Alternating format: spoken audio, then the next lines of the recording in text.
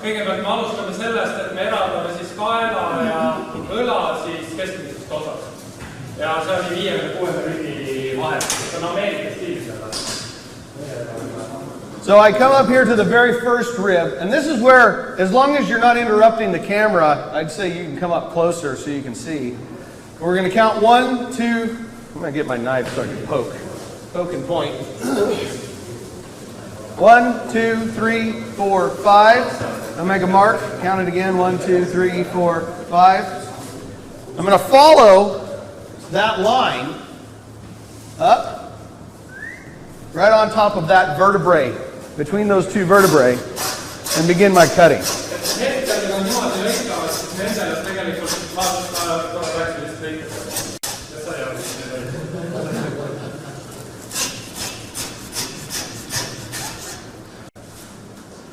Now I'll take my knife and finish this cut.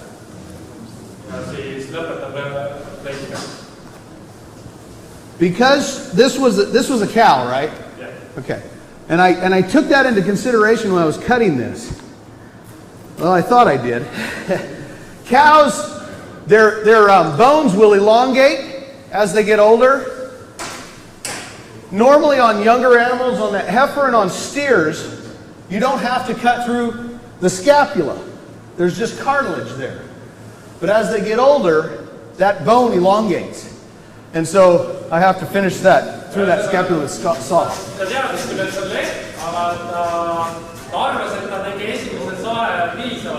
We'll start on this one because it's the bigger piece. Yeah, let's just set it around the corner there. That's fine. We'll come back to it. So anyway. All right, so now we're going to remove what we call the brisket. That's this piece right up here. What do we use the brisket for? Does anybody know? Grilling? Smoking. We're going to barbecue.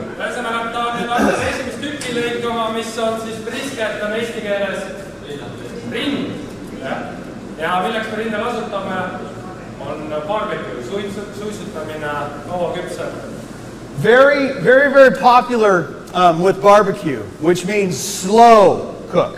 Okay, low and slow.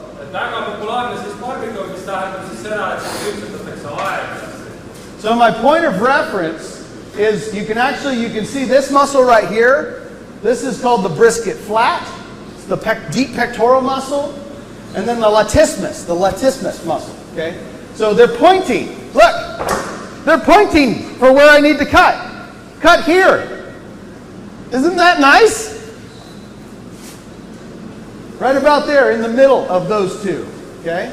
And then I'm going to cut right at the base of the very first rib bone. And so now I have a line that I can cut on.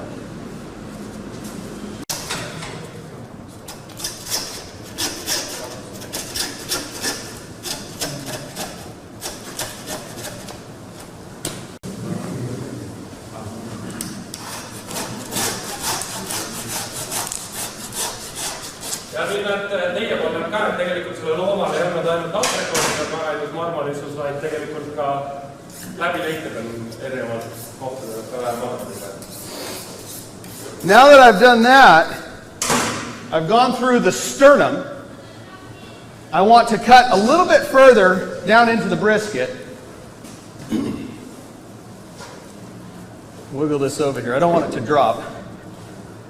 So I'll cut a little bit further down into the brisket, through that muscle, the pectoral muscle. But I don't want to go too far because there's actually a set of muscles right under the brisket that I don't want to cut. Not yet anyway. So I'm trying to find a nice big seam. And there's that nice big seam right there. Okay? So now that I've done that, I can follow this seam right over.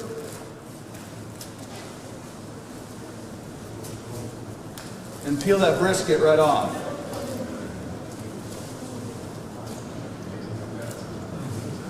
Just like that. Okay? We'll come back to the brisket once we clear more of this table off. But that's the brisket, what we call a brisket primal. It still needs more work. It's not ready, but we'll come back to it. Okay?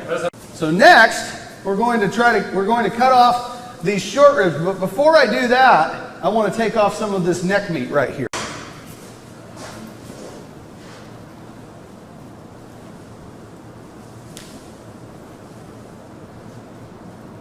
this neck meat is called the rope.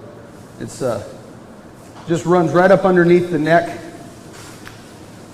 It's not really, it's good for ground meats, minced, but not really much for, you don't make a steak out of it or anything. But we do want to get as much meat off of the carcass as we can. Minced, yeah.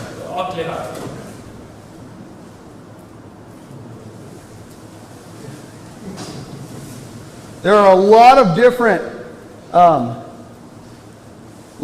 shapes to these neck bones. And so I'm trying to cut as much meat away as I can and not leave very much meat on the bones. We'll still be able to cut more meat away from the bone, but if you can take it all in the first try. So now that I've cut that away, I can come to the very base of where that neck bone bends, and I'm going to make a parallel cut to where I remove the brisket. Siis leikkab ribiti läbi ja ta tuleb kuni siis sinnamaani, kus siis kaelakont pöörab bend. Ja siis ta saab kätte rinna.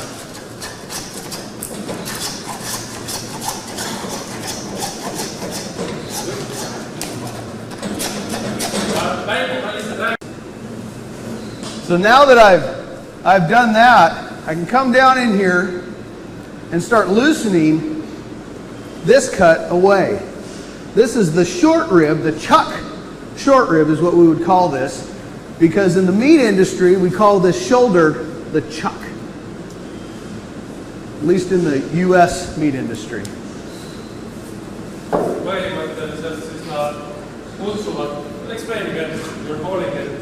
So this is the chuck. The shoulder is the chuck.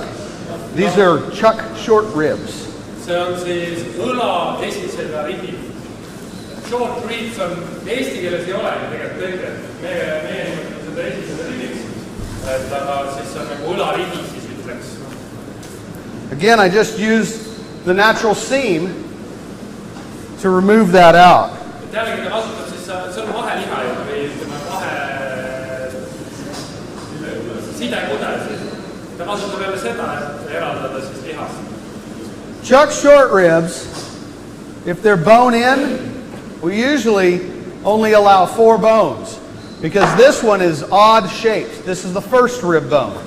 The rest of them are all nice and even now, okay? They just present better. Selle õlaribil siis nad lubavad ainult 4 ribi, kuna esimene on sellise imeliku kujuga.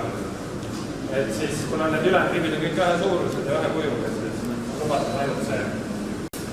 All right, so next, I want to start to remove these neck bones up here, okay? Järgmisena ta tahab siis hakata kaela konti eraldada.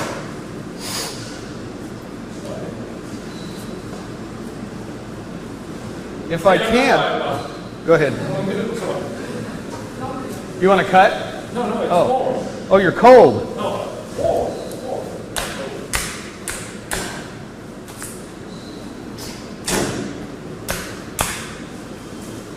So if I can, I try to get underneath what's called the feather bones. That's where the tips of the cartilage would be. Here, I'll try to turn this so you can see.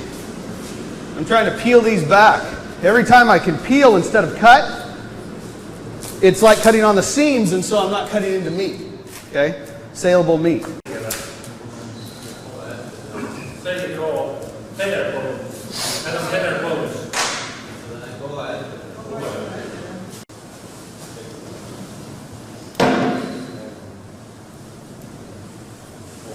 You can kind of see here where the cartilage was.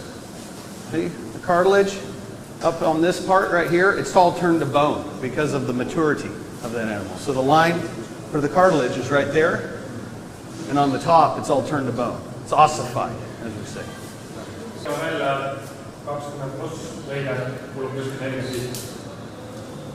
So we're getting underneath those feather bones. I promise normally when I'm cutting meat, I don't dance around quite so much. I'm trying to make it so you can see the most.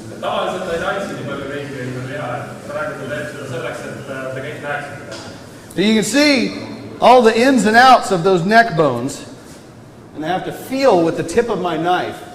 This is called a boning knife. It's a semi-flex, so it's almost like an extension of my hand and I'm feeling with that. See on siis ta kodistamisnuga on ja see on sellised pool painduv ja see on põhiliselt temale siis käepikendus, et ta tunneks seda iga, kuna see kaelakott on väga erinevate lõbuste osadega, et siis ta peab tundma seda, et kus ta täpselt lõikab, mitte liha ja raiskaks. Again, feeling in there, and I'm trying to take the neck bone, just core it out like an apple core now, okay? Eventually I'll get down to where the neck bone attaches to the thoracic vertebrae. Okay, that's these back here. Anything attached to a rib bone is thoracic vertebrae. And I'll try to separate that just to get it out of the way through the vertebral disc.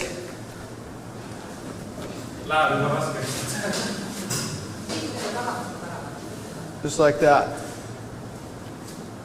And then somebody, not me, probably him, cut all the meat off of here.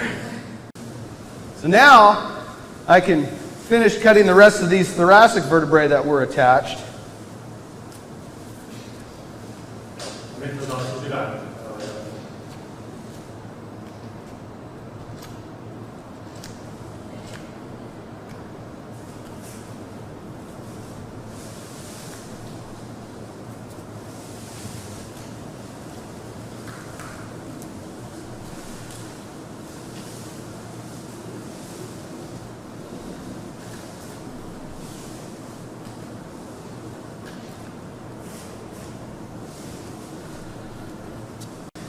It's like a library in here.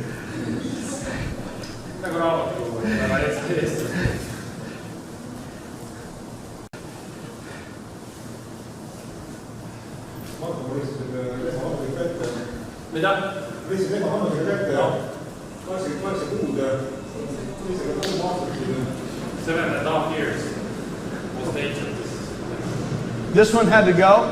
7.5 years. 7.5 years. And dangerous, did you say? No. Oh, not dangerous, just old. Okay. Not anymore. Now I'm the dangerous one.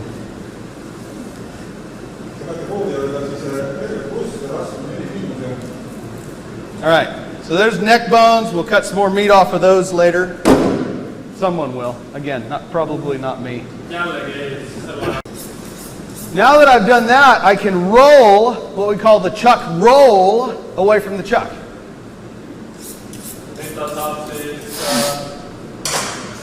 Which makes sense in English, so good luck. Yeah. Chuck roll on siis, ja chuck on siis kael.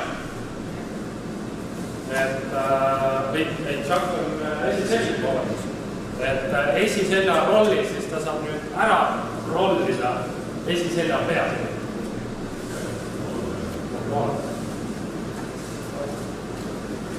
Again, following just the natural seams that are underneath there. Now I've found the flat side of the scapula, the inside of the shoulder blade. And I'm just peeling this away.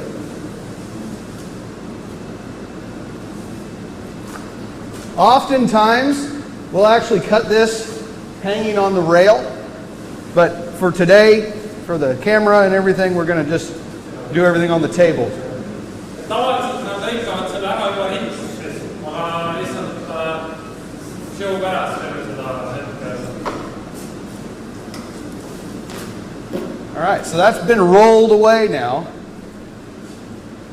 Again, we'll come back to that. And now we can start to work on removing all the bones from the shoulder.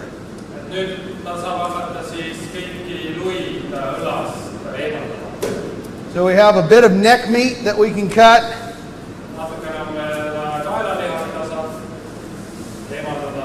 That mostly just goes to ground beef, minced. We do have this piece right here. This is the continuation of the brisket up into the shoulder. We call this pectoral meat. see on siis kinnituslihas õla ja risa vahel.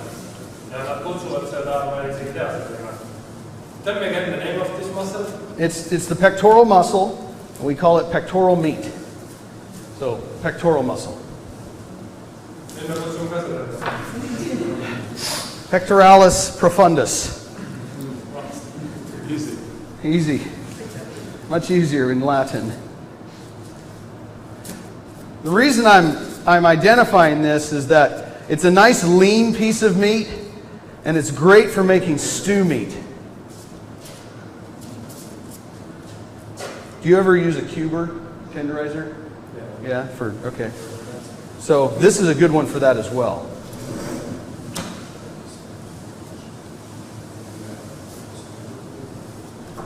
It's very lean, as you can see. All right, so now that that's off, we can cut more of this upper outer shoulder. And so the muscle I'm going to try to identify next is called the supraspinatus muscle in scientific terms. So it sits above the spine of the scapula, supraspinatus. And we call this the chuck tender. Okay, seda me teame. Siis chuck tender on chuck tender. Aga ma saan aru, et on lihtsalt kasutuses ühe lihase puhul, aga see tender ei tähenda seda, et on siis pehme või tender. So even though this is called the chuck tender, it's actually not very tender at all, and so it's often called a mock tender. Good luck with that. Kutsutakse kui chuck tenderiks, ehk siis esisel ja pehmus, Eesti on tegelikult otse, aga tegelikult pole üldse pehme. Ja ta tegelikult nimetus on siis mock tender. Which is kind of like a false tender. Ja, nagu et mock on nagu mõnitatud pehmus või libapehmus. See on see, et kui sa lihast midagi tea, lähed poodi ja vaatad, et chuck tender, liha pehmutükk võtta, aga tegelikult ei ole.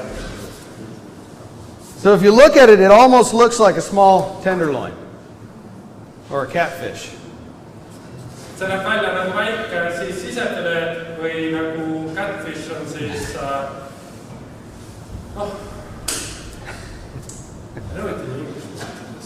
Oh, what's the word? Catfish. Oh, catfish. Yeah, with the whiskers.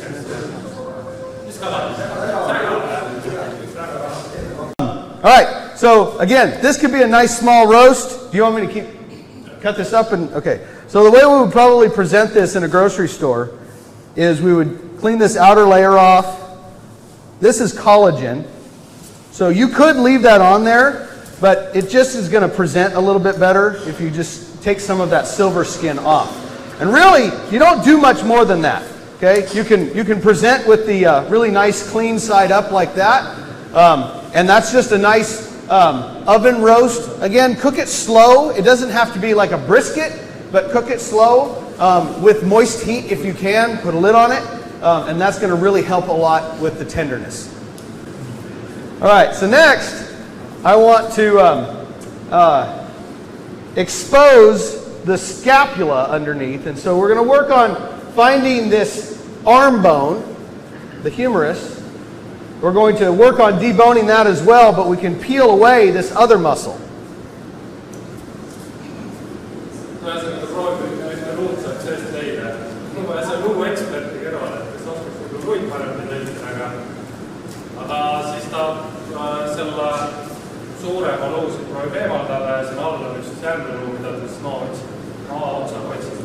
So you can actually see the shoulder joint that's opened up right there.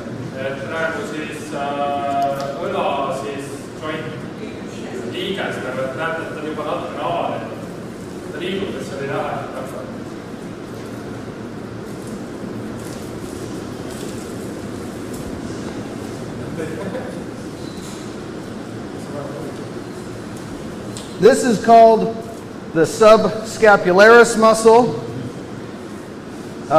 It's actually a very tender piece of meat. And because we're not in the United States, I'm going to tell you all about this piece. If you... Go ahead.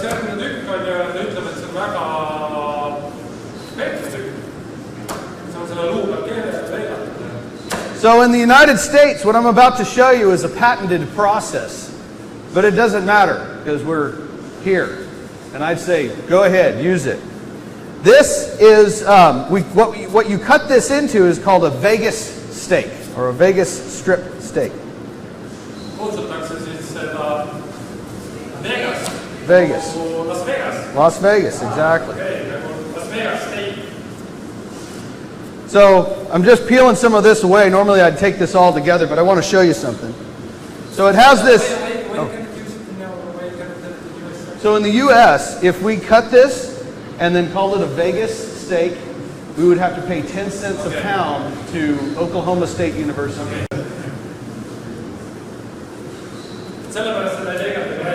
It actually is a pretty tender steak. It's very lean. Even with an animal that has a lot of marbling, it's going to be very lean. But I think this would be a good one to try later.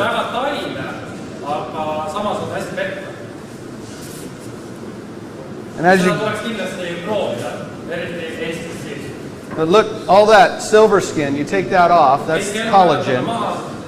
Okay?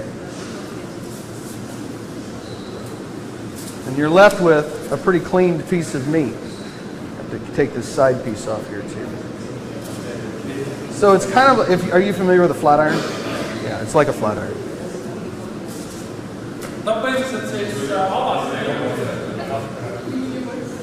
A flat iron is actually better because it's going to have more marbling. But there it is. Las Vegas strip steak.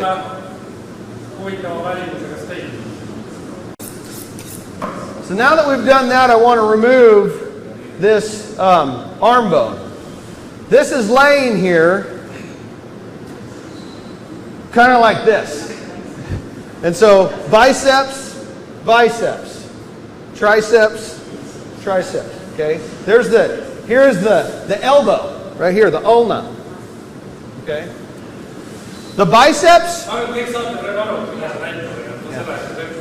The biceps, no big deal. Just it's mince, all right, or stew meat.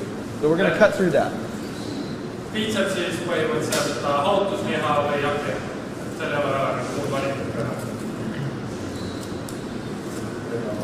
And by doing that, it exposes the arm bone.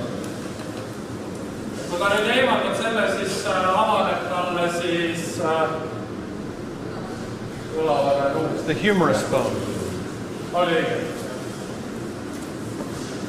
Which in English there's a funny joke that goes, but it wouldn't work.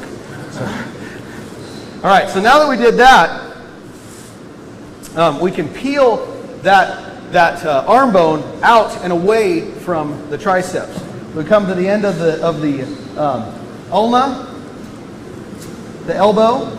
We'll cut up underneath that.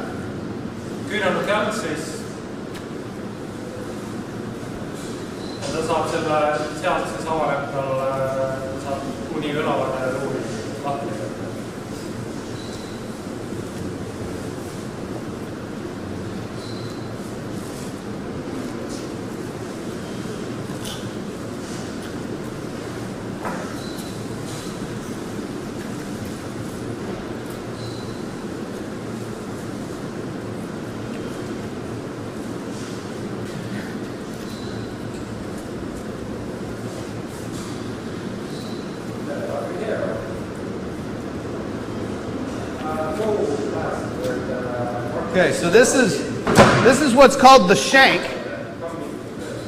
Okay, we'll come back to this. I'll do a little cutting on the saw, but let's just work this up first.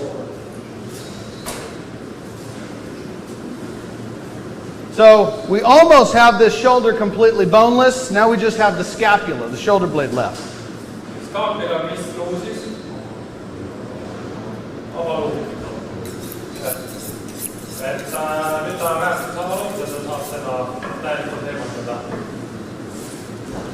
I'm going to flip this over and find this is the ridge of the scapula. This is what you can feel on your shoulder blade right here. Okay? I want to expose that.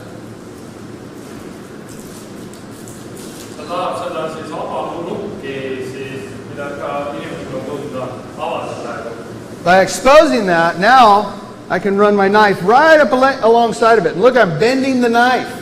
I don't want to cut the meat. I just want to separate the bone away from the meat.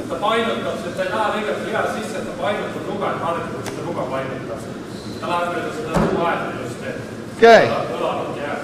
And then I'll touch my knife up a little bit. I want to go along the bottom side of the scapula, and I'm just using the very end of the knife right now, the very, very tip.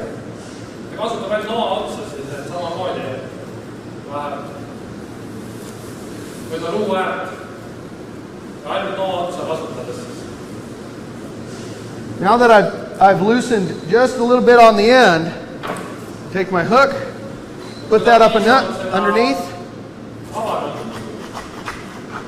and that helps to peel the bone away from the muscle.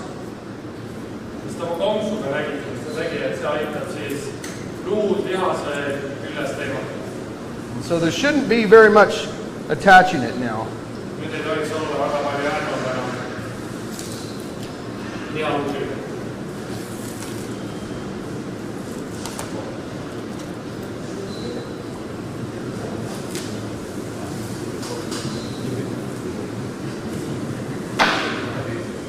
So now you have a boat paddle that or you can tennis or something. What we called a shoulder clod.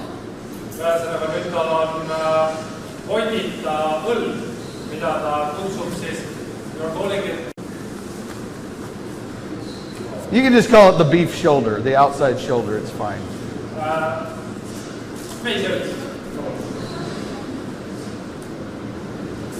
Okay, so we have three main muscles or three main cuts that come from this. The top blade, we have the teres major or the shoulder tender, not to be confused with the chuck tender. This is why I like to use the Latin names, the scientific names. Okay, teres major, supraspinatus, different. And then the triceps, and that's the clawed heart. So we'll start peeling those out.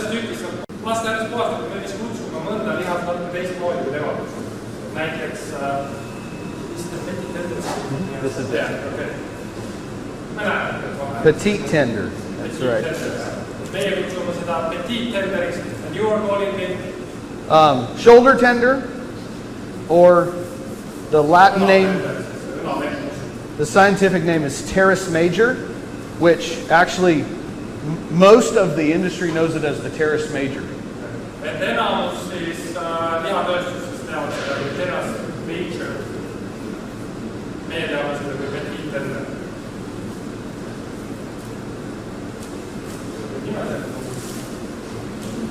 This is a very tender piece of meat.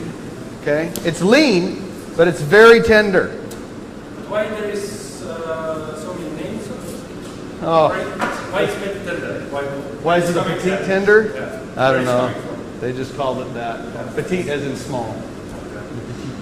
French. French. Oh, the French. Blame the French. Always blame the French. Okay. So this might be a good one to sample later as well. Okay, very tender. Normally, since I mentioned that, normally what you do is you want to peel some of this silver skin collagen off of there, because it's such a tender piece of meat. You don't want to run into any of this little bit that would make it seem less tender.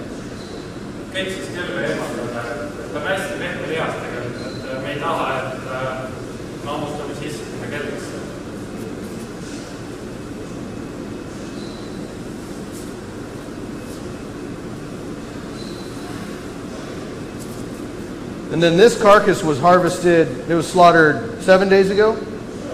6 days ago? Okay. So we have about a week of age on it, which is good. And honestly, this muscle, you don't really want to age it very much because it's so tender. When we cut into the the strip loin and the ribeye. Those are the muscles that we really recommend having a little bit more time on them, but they'll still be good if we end up sampling those. Ühesõnaga, et see rüpp on siis 6-7 päeva tapmises seisnud, et ta ütleb, et tegelikult seda lihas või see petit tender või ei ole vaja laagendada, kus on siis erinevate tükkide võrdlused ära toodud, kuidas keegi nimetab. All right, so now I'm peeling out another lean muscle that would be good for stew or tenderized steak. This is the lifter meat or blade meat. Põhimõtteliselt ta nüüd eemaldab siis järgmist väga taistükki, mis sobib ka tenderiseerimiseks ja siis hautamiseks. How you call this piece? Lifter meat or blade meat. Lifter meat tähendab So tõsteliha. helps lift that front leg. Okay, lifter. Tõstmisliha. This is the latissimus muscle.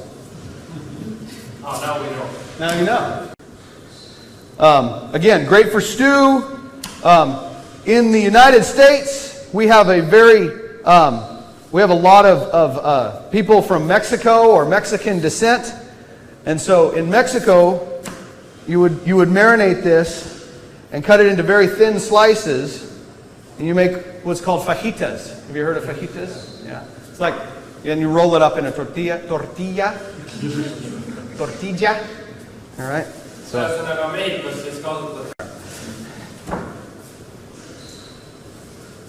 Cut a bit of fat away there. Okay, so now I'm left with two main pieces. I have the top blade and the clod, or the clod heart. Okay, so I'm going to separate those two.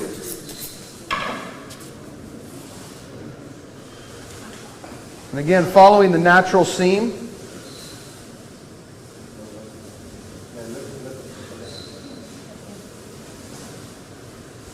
Do we need to stop? Okay, I love that. We have a few questions as well. Yes. Basically, how many cuts you will debone from this carcass? Yeah, Once you but like casual day when you're at home, you know, how much time it will take you to debone one? to debone a side, maybe just a little over an hour. With all these 40 to 50 cuts? With the 40 cuts, and then if I'm going to cut steaks out of everything, I'd add another half hour on top of that. Oh, that's good. Boneless. Yep. Läheks So maybe a whole carcass 3 hours by myself. Half a carcass or For half of a carcass, hour and a half. Yeah. Yeah. So maybe about 3 hours. Or, yeah, 3 hours. For one, by myself. I don't normally move this slow, I promise you. So what I'm doing with the top blade, I'm trying to make sure that I get the best value out of it. And so I'm skinning the outside layer here because I want to get to the muscle that's underneath. This muscle is a very tender piece of meat. And for many years in the United States, we either made stew or we ground it. And then, I think somebody took a trip to Europe and discovered that if you cut this in a better way, you make a much more tender piece of meat, which becomes the second most tender steak in the whole carcass.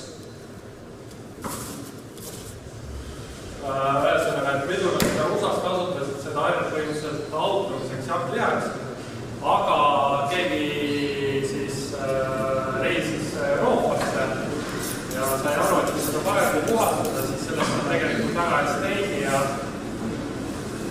juurde telling that this is the second most tender steak. Ja ta ütleb, et see on kogu rümbas siis teisel kohal oma siis pehmise poolest. But only if you cut it in the right way. Aga ainult siis, kui sa lõikad seda õigesti. Most meat cutters, if you gave them a piece of meat like this and a knife, they're going to cut like this. not this one. This one, you're going to cut like this, like a fish. So there's this very heavy tendon right there. And it runs through most of the length of this piece.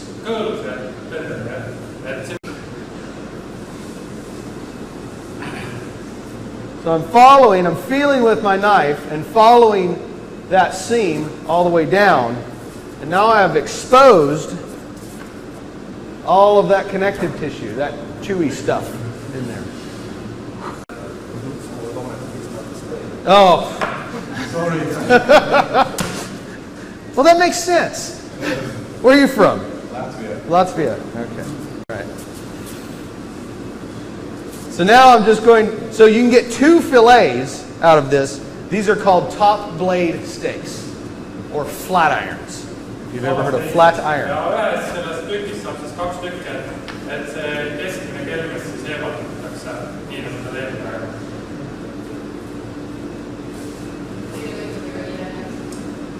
All that's out now. You can get a little bit more meat off of there, but otherwise, that's a pretty clean set of flat irons. I've essentially taken something that would have been 4 euros per kilo, and now I've turned it into about steak price. Yeah, okay. Am I closer with 16? Higher? More? Closer? Okay. All right. So 2 fillets out of that, which makes 2 flat iron steaks. Okay? Very nice steaks. We'll want to try those. All right. These also don't require a lot of aging because they're so tender. Okay?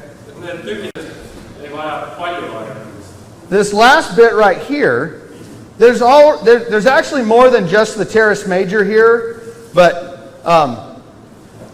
it's predominant. Excuse me, not the teres major. The triceps. There's more than just the triceps here, but the triceps is the majority of it. And go ahead. Many different ways you can cut this, but honestly, my recommendation is to cut this into just really nice arm roasts. Okay, they're really good in the oven or on a smoker too. If you've ever used this on a smoker, and so I'm going to do what's called facing that again. This all just goes to mince. All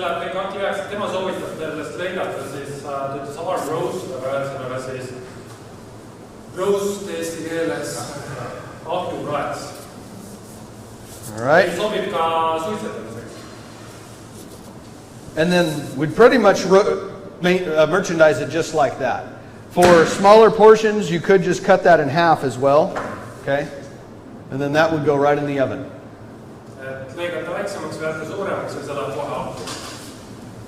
I've really liked these on a smoker though. So for maybe 3 hours on a smoker.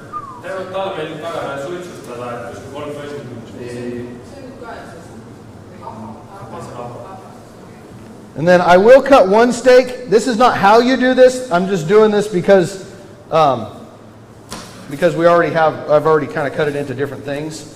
But if you go and isolate the triceps muscle, just like that, this is called a ranch steak.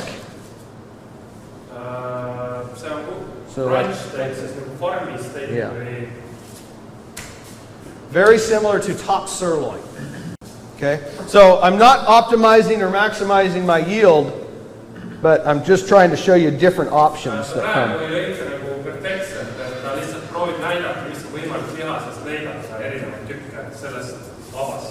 So there would be a whole arm roast. This is one arm roast cut in half, so 2 portions, and then you have the ranch steak right there.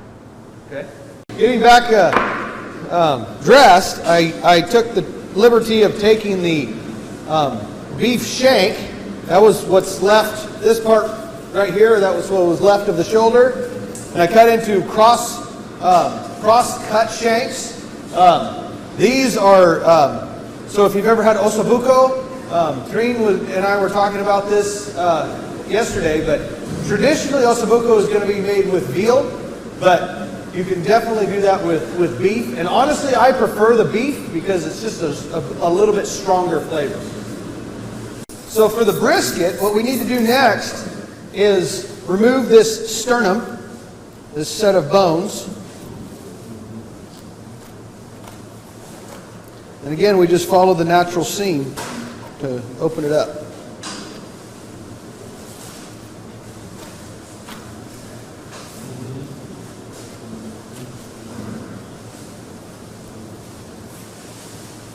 And then we'll score right along the edge of the sternum here.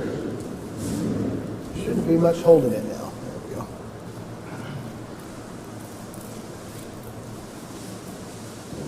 And then we'll remove some more meat from there for mince. On a brisket, for true barbecue in the United States, you'd leave this brisket pretty much whole, like this. We'll trim this just a little bit. Knock some of this fat off the nose, right here. I like to leave quite a bit of fat on the brisket. I like beef fat, and brisket fat is kind of an even more unique flavor. It's a very buttery flavor, okay? And so it's probably the reason why so many Americans love barbecue brisket, because of that unique fat that's on there. Ühesõnaga, rind jääb siis terve kujult, ta natukene eemaldab sealt rasva, et ütles, et nagu niarasv, aga temale väga meeldib, kuna sellel brisketi rasval on väga unikaalne maitse, siuke võim isegi võiks öelda, pader. You guys barbecue this? Yeah. So barbecue means low and slow cooking. One of those green eggs would be really good, but make sure you do it at a very low temperature. I'd have to look up what would you barbecue? And then with a brisket, there are two muscles on here. There's the brisket flat, and a lot of folks will actually separate these two out. I'm going to leave this whole for now, just in case you want to use that later. But separate that out. But the brisket flat is the lean side, as we call it. Much larger piece. And then we have what's called the brisket point, which is the nose. It's the top piece right here. This is the really, really tasty piece because there's a lot of fat intertwined throughout that muscle.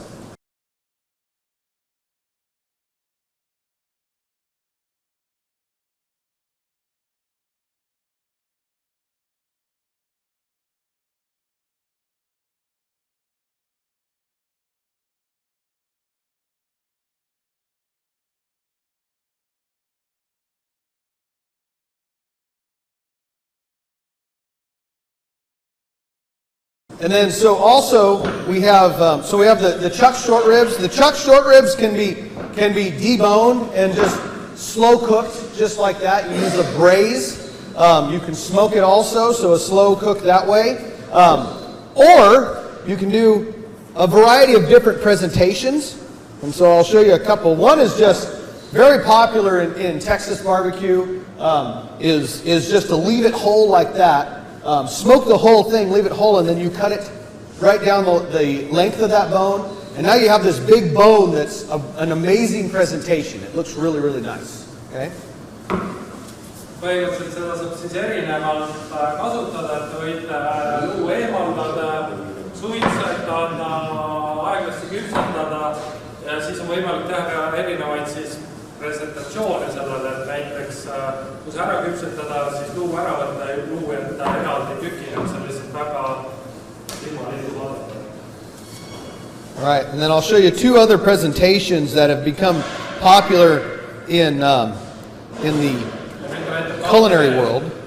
Meetodid, mis on väga populaarseks saanud, kuidas seda siis presenteerida. So this one would be called you'd wrap that, tie it around. That would be called a short rib ossobuco. Okay? Stands up, you put a sparkler on there.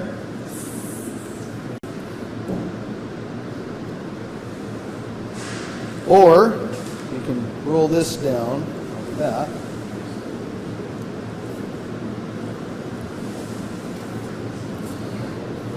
And tie that, and that's a tomahawk, short rib. Tomahawk steikide teatamine, et see tuleb siis antrekot pika kondiga, et millest te räägite täna ka seda veel, aga siis tomahawk. The short rib, so there's three main presentations, but the short rib, it's very, very tasty. Almost always is going to have a tremendous amount of flavor because of this muscle right here. This is called the serratus ventralis muscle. It's always has a lot of marbling in it. It's super tasty. It's very hearty and has become a comfort food for a lot of people. So it fills you up on a cold day. Out with the chuck roll. The chuck roll, we could probably spend a good hour on it alone. I'm not going to do that because the reality is if you piece this out into the individual muscles, it takes a lot of time. You have a lot of yield loss, and it's not. I don't think it's a good use of the primal. So what I'd rather do is just show you probably a much more useful version of what you would do with this, and that's really just make roasts out of it. They're really, really nice. Põhimõtteliselt ta ütles, et selle chuck rolliga võiks ainult põhimõtteliselt tund aega ka selle peale aega kulutada, et sealt saab nii palju erinevaid siis tükke välja lõigata. Ta täna seda ei näita, et seda aega saab ka paremini kulutada, et ta näitab ainult siis põhitükke, mis talle käib, mis on nagu kasulik. So what I'm pulling out right now, this is what's called the back strap, and it's the nuchal ligament that helps to pull the big heavy head up. See siis kõõlus on ja see hoiab siis aitab pea liigutada. Selle teemal. This is elastin. Okay? This is not collagen, it is elastin. Collagen is this silvery stuff right here. And you can cook that for a long time and that makes it tender. Elastin, you could cook it for a long time and you have hot elastin. Yeah. Okay, I've taken that back strap out. And then I want to just clean this up just a little bit. This is the trapezius muscle. So this is just going to be mince that I'm pulling off the outside here. Puhastad seda veel, siis see tükk, mis ta eemaldab praegu, see on põhimõtteliselt jällegi akna. Või trimmigu tükk. It's very, very thin, and it's not very tender at all. And so I'm just pulling that out.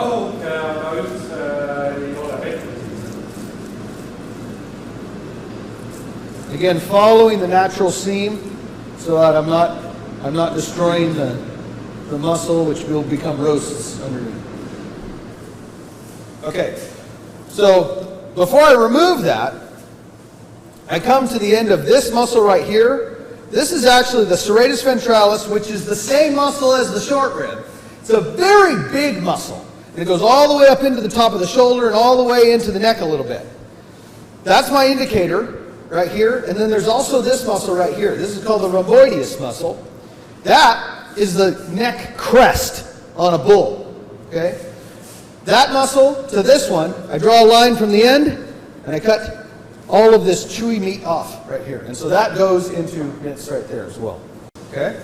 So now that I've done that, this is a very traditional chuck roll. We can take off about 4 inches. I don't know what that. 2.5, about 10 centimeters off of the base right here. Square that off. And this becomes what's called the chuck flap. Now the chuck flap, once you block the end here, clean it up just a little. This is amazing boneless short rib. Okay? And there's a lot of it, a lot of yield to that. Okay? It's 100% yield, in fact. You get to use all of that. Whereas the short rib, you still have this bone left over. Okay? And then the remainder of this is what you would cut into... Does he have any other name? Like Denver or Denver steak? So you can cut a Denver steak out of this. Thank you. Thank you for bringing that up. So you can cut a Denver steak out of this. And the Denver steak is really actually quite tasty.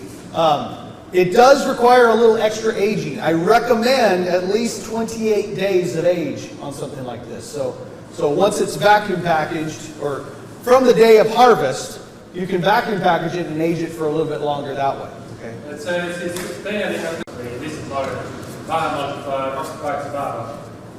Very important to not cut it too thick. Okay? Because you need to get some heat into this. This is not something to be eaten rare. This is something to be eaten a little closer to medium. Okay? And if you wanted to, you could seam the rest of that muscle out of it. That's the serratus ventralis. That's the same Denver. But then you have to find a home for all this other stuff. Okay? Do you cut more chuck eye steaks out of these? Oh, you do? Okay. We can go ahead and cut a couple steaks off of this end, because this is essentially a ribeye steak. And you clean the outside. Ma lihtsalt korra seletan, et põhimõtteliselt siit, kus see järgmine tükk, sellest ongi riiba ja antrekord. Et seal, kus antrekord lõpeb, hakkab esised, ja seal, kus esised algab, hakkab antrekord. Et oleneb, kui kaugele sa lähed. Et sa võid nagu esiseljast saada väga häid antrekordist vastu. Ribeye steaks. Now, that runs out quickly on this. You usually can get about 3. Ongi, et kui 3 tükki saab nagu vedada. Väga kvaliteetset tükki. Ja siis selle kvaliteet hakkab järjest langema. This muscle runs out. The ribeye muscle runs out. So usually you cut about 3 of those. Okay? And then, after that, the recommendation, my recommendation for you is to focus more on roasts. Okay?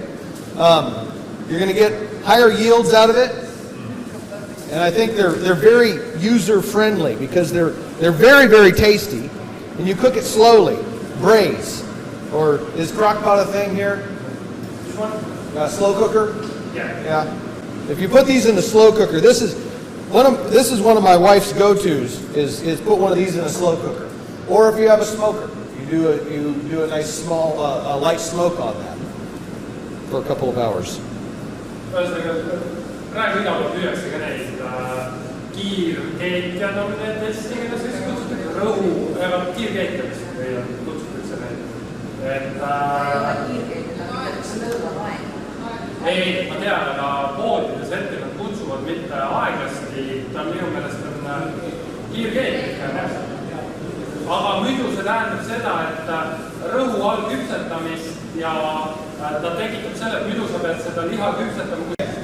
So now we have the remainder of the forequarter. So the chuck was removed up here. This is where the loin was cut. This is the ribeye that we evaluated earlier. Next, we need to cut the rib, that's this section, away from what we call the plate, which is the bottom section here. Okay? The way we do that is we make about a couple inch, so about 5 centimeter cut from the base of the eye on this side. We're going to draw the line.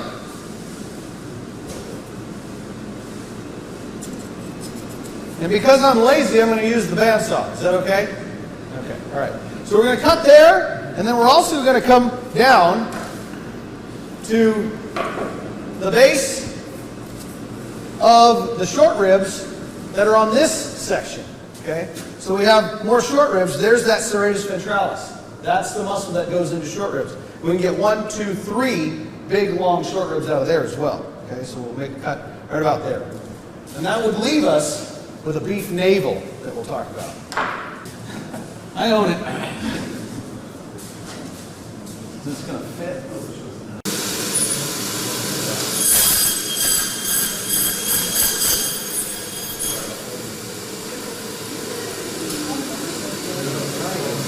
hold that for me. Cut this now. I'll chine it too here in just a minute.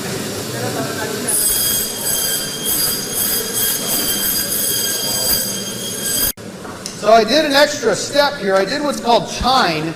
It's really great having a bandsaw for this, because otherwise I have to do this with a handsaw, and it's a lot of work and it takes a lot of time. And again, I'm lazy, and so it was nice to have that.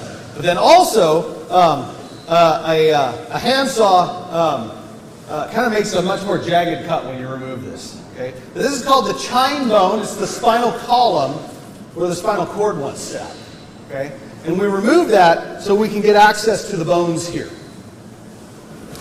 So now that that's been removed, I can go and cut the feather bones off. These are like the dorsal processes of the thoracic vertebrae. I can gain access to that pretty easy now.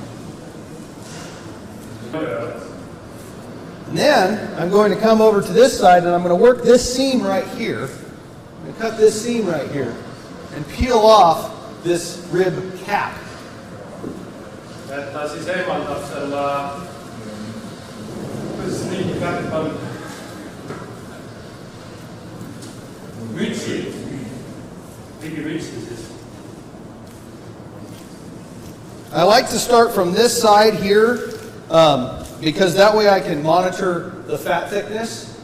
If I come from the other side, sometimes you end up separating too much of this fat, and then the ribeye doesn't look very good. Tema alustab siis sealtpoolt, kuna siis ta näeb täpselt, et kui paksu ta rasva jätab, et rasva sisse lõika, et teiselt poolt tal ei ole võimalik näha seda. You can always cut more fat off, but it's very hard to put fat back on. So. Sa võid alati lõigata rasva ära, aga pärast on väga raske seda rasva tagasi sellele tükile.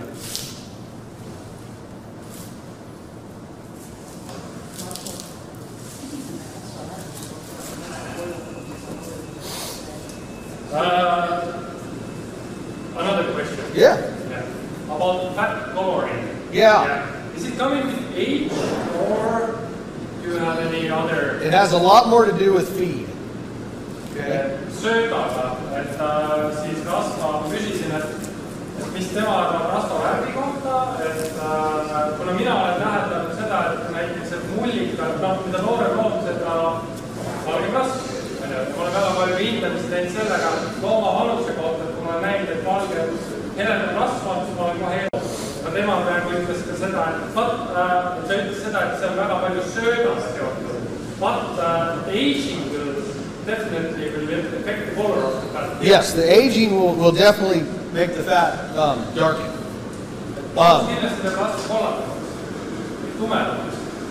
So, and let's talk about fat. Beforehand, I did have to peel out another piece of that elastin, that back strap. It goes all the way to the very end of the thoracic vertebrae. See elastin side siis on õige, oli ka andmekoodi seal taga siis, et ta eemaldas selle vahel. So let's talk a little bit about fat and fat color.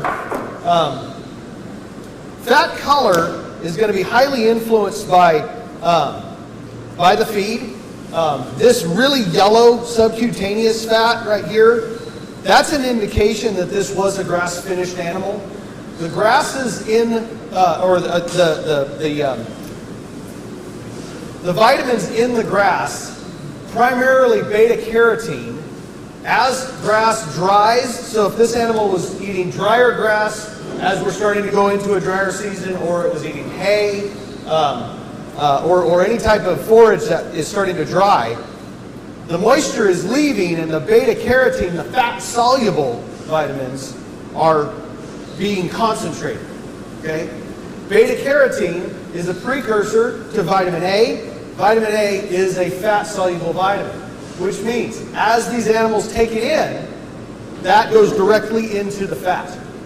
And so grass-finished animals will have a bit more yellow fat, but then this one also has quite a bit of whiter fat too. Now it's not as white as what you would see on a grain-finished animal, but this is also an indication that it probably had a lot of legumes, like the clover that you have a lot of out in the pastures right now. Another thing to notice too on a forage finished animal is there will be a lot more unsaturated fats, and so the fat will be softer than on a grain finished animal. Yeah. All right, so now let's go ahead and cut some steaks out of this ribeye. I'm sure that's what everyone was hoping for. So if we cut this steak and we clean the end, it's called Frenching. If we French the bone, there's the French again. That's called a cowboy steak. Okay.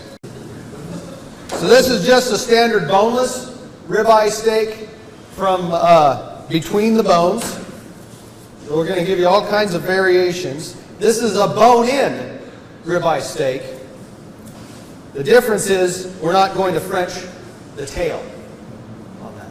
Entrecôte is just a French term for ribeye. Yeah. Entrecôte, as in the middle of the cut. Basically, ribeye ja entrecôte on üks sama asi. Same thing, yep. Nagu täpselt nagu me rääkisime enne pehku. All right, so you can cut ribeyes all the way end to end. You could leave it as a roast too. We call this a prime rib, leaving the bone on, and you can also have a boneless version of that as well. Okay, so that's the ribeye. Very valuable cut, very, very popular cut, worldwide, very well known, and probably one of the most popular in the United States is the ribeye. Okay, usually it's going to be sold in a boneless form because we will take out these back ribs. These are called back ribs. Back ribs, oh my, I love back ribs. I think these are fantastic. But actually they're hard to find in the United States because they hardly leave any meat on them. What I'm doing is called a meaty back rib. But I love these. Mida üldse tehtes tavaliselt kuna see ribitükk puhastatakse ära. And these can go right on the grill too. See, I call this the princess cut. You want a real steak. Yeah! That's a man steak right there. A lot of steakhouses in the United States, the steaks will be about that thickness right there. And I don't know if you noticed, but the muscles do change from end to end. Okay? So I cut one, look at that. This is my favorite, by the way. Out of the entire carcass, this steak is my favorite. Not just a ribeye, this one. Okay. Is that enough steaks? Okay. For me, at least. For you. Yeah. I don't know what they're going to eat, but. You want them in this red bucket here? Yeah. A couple more things just for your information and amusement. So we have, there is the serratus ventralis. That muscle has to be in short ribs to call it a short rib. I know it can go 3 ribs deep, and so I'm going to cut 3 ribs in, cut that off, those become short ribs.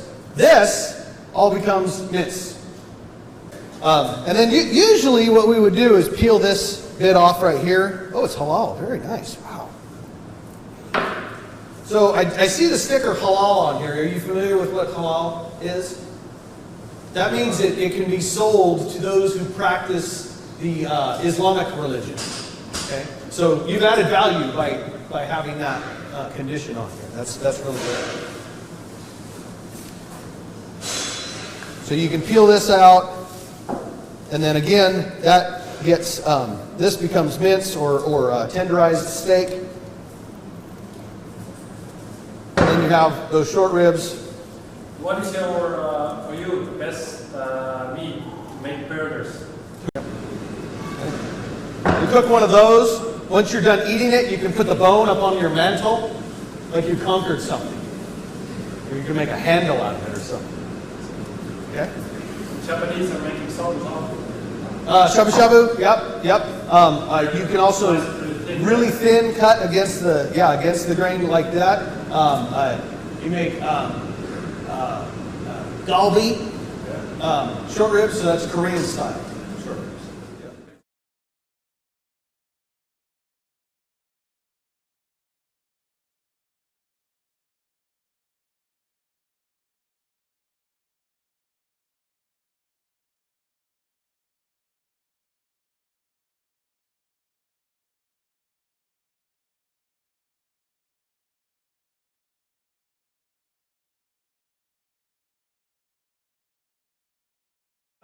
burgeri lihast ma soovitan, et kui sa tahad fancy või ütleme väga head burgerit teha, siis kasutada sedasama esiselja ribiliha ja rinda. Et kuna rinnas ja esiselja ribis on näiteks 2 tükis on teatud rasvad, mida ülejäänud loomas ei eksisteeri teatud maitsega, et see annab väga hea maitse burgerit. Aga see on väga fancy burger, väga valmis. So, what I'm pulling out right now, this is an abdominal muscle. This is called the inside skirt steak. Skirt steakiga ma olen sellest nagu kuulnud, et ma tuttavad nimed, et on upper skirt ja inside skirt ja outside skirt. Et see on siis sisemine skirt steak. So it looks like you pull the inside or the outside skirt steak maybe on the kill floor? Okay. The outside skirt steak is more tender. It is the diaphragm, the breathing muscle. This is a muscle that goes across the abdomen. It's less tender, and it's one that we recommend using a marinade. But if you do marinate it, like with a lime juice or red wine or something, that will help tenderize it, and then you can grill it. Laimi või punase veiniga ja siis on ka võimalik teda grillida.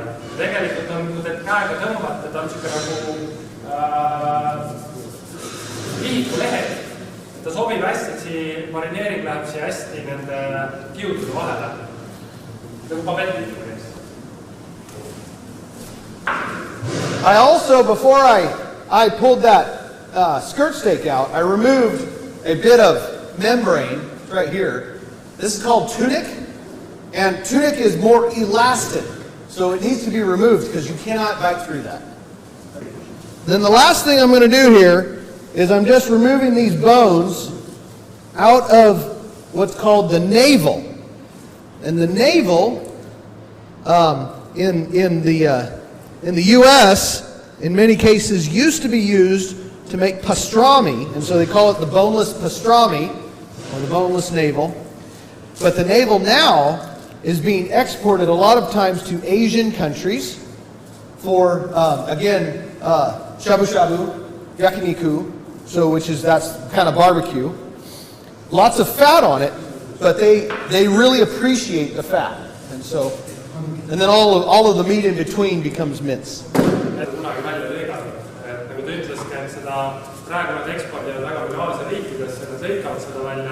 Et seda kutsutakse pastrami meid seda kasutatakse pastrami tegemiseks, aga hetkel siis Aasia kasutab seda siis samamoodi sabu ja sabu yakiniku. Barbecue. It's Japanese barbecue. And so they slice it really, really thin, and it just goes done. That's all they would need to do. Okay. Now, bacon, I've noticed bacon is popular, at least at the hotels that I've stayed at. And did you know you can make bacon out of beef? Yes? Yes! This is what I recommend for using for beef bacon right here. This boneless beef navel, because it's essentially the same thing as a pork belly. You see that? And so, submerge it in a brine. If you cook it as pork belly. And I have a very simple brine recipe for beef bacon. I'm happy to share, unless you already have a good one. Go with that. You need it? All right. I will share it with you only. That's right.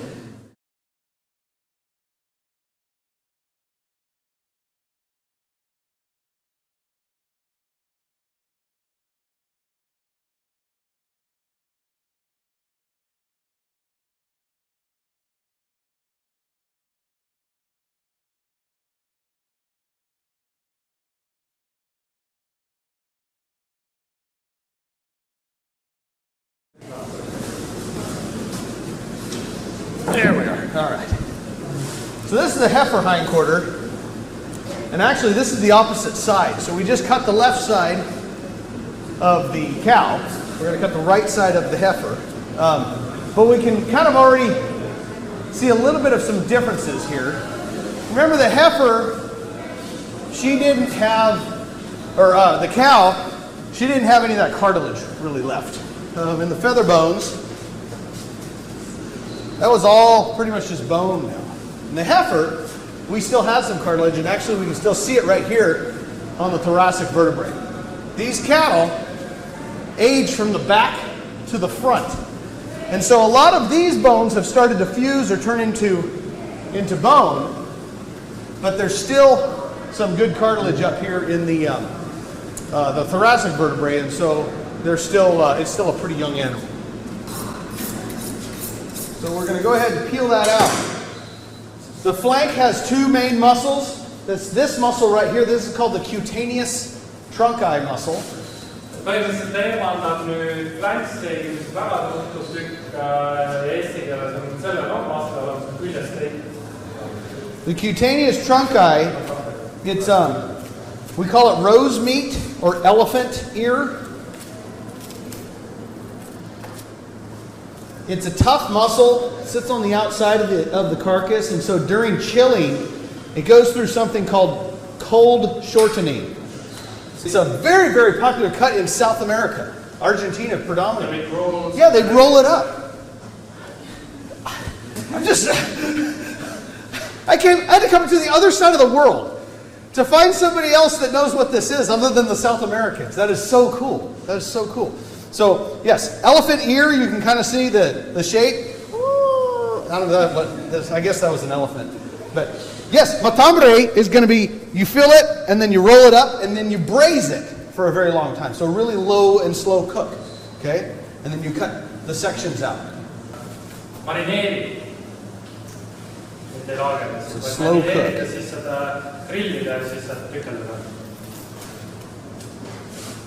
That's just a big chunk of fat that I took out. So next I'm going to peel out the flank primal.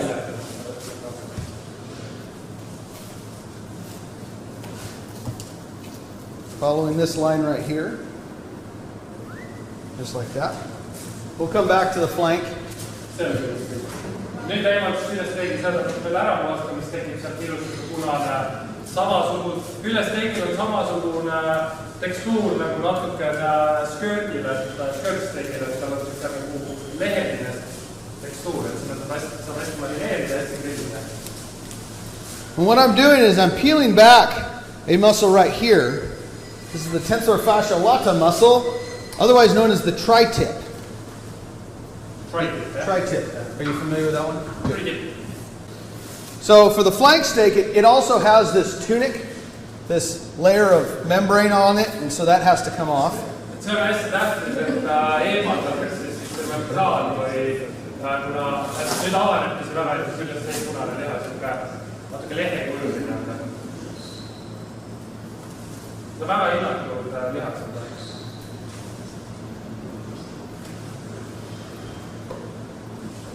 That comes out. And then it also sits in kind of a little pocket right here. And so we can nip the end and peel it out. Trust me, that's what I'm doing. So I cut the end right there, and then it kind of peels right out of its pocket. Again, more elastin that has to be removed. Okay? And did you already kind of talk about how you cook a tri-tip? Did you talk about preparation? Yeah. What is tri-tip? I mean, flank steak. Sorry, flank steak. A little bit. Yeah. Good for marinating. Good for marinating. Yep. Good for marinating. Oh yeah. Flanksteiki, nagu küsisite, et seda sobib kõikideks asjadeks, et te võite teha pöfti sellest, te võite grillida seda, te võite marineerida seda, tükeldada, mis iganes. You can also do like you do with the matambre and make a roulade with it.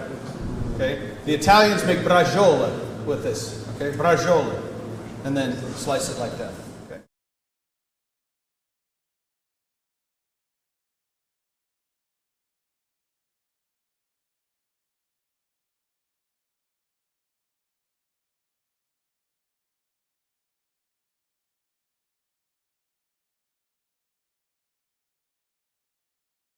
So I peeled that tri-tip back so that I can make my next cut. And this is a very classic American cut style. We're going to make a square cut across the bottom of this round to separate the round, which is the hind leg, from the rest of the loin. So I come to the end of the sacral vertebrae, and I'll show you this when I cut through it, once I cut through it. I come to the end of the sacral vertebrae. That's the sirloin area. Make a cut. And then also, I'll come, there's a little bit of a bump right here. And that's where the hip bone comes in and attaches to the hip, to the femur.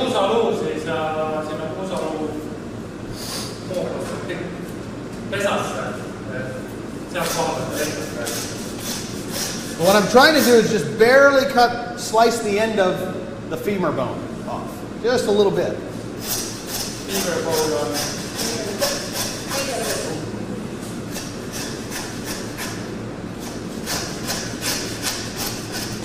This is where size does matter. My saw is too small.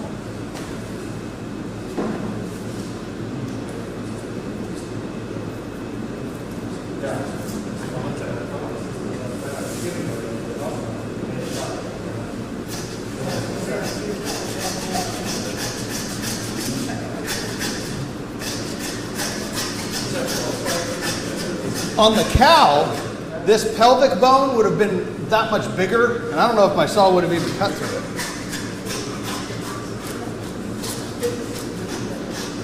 So I barely nicked the head of the femur bone.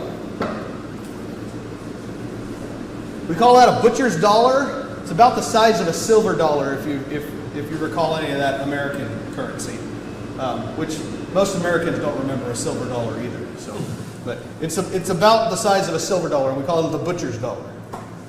Spends on flight. So what's it? It spins the same? Ühesõnaga, et see tükk, mis ta ära võttis, siis sellest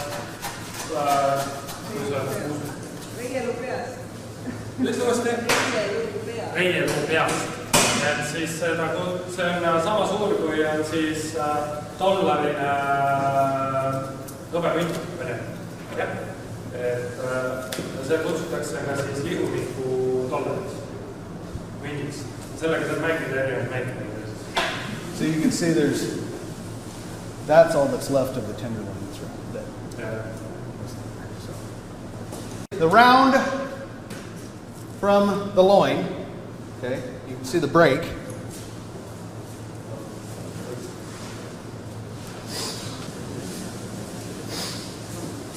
All right. So now we have the loin. I'm going to work on some of these abdominal muscles first, then I'll peel out the tenderloin, okay?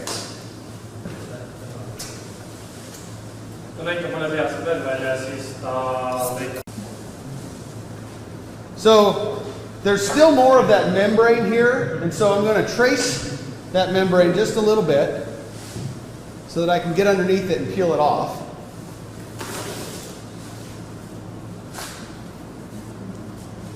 And actually there's more of that inside skirt steak right here, okay?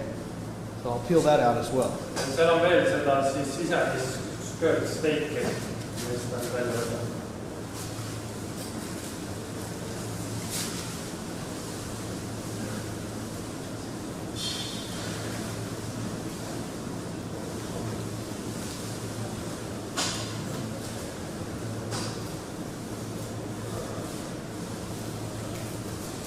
Okay, more inside skirt steak. I'm going to start working on. This is one that I didn't know much about until I started my last job. But my job when I first started with certified Angus beef was to actually be a regional representative in Canada. And so this is one of the very famous pieces that is often seen in French steakhouse cuisine. This is called bavette. The bavette. See on siis väga kuulus tükk Prantsuse kulinaarias, kus on nimega siis bavette. Is that what you guys call it? Yeah. So bavette in French means bib. Okay?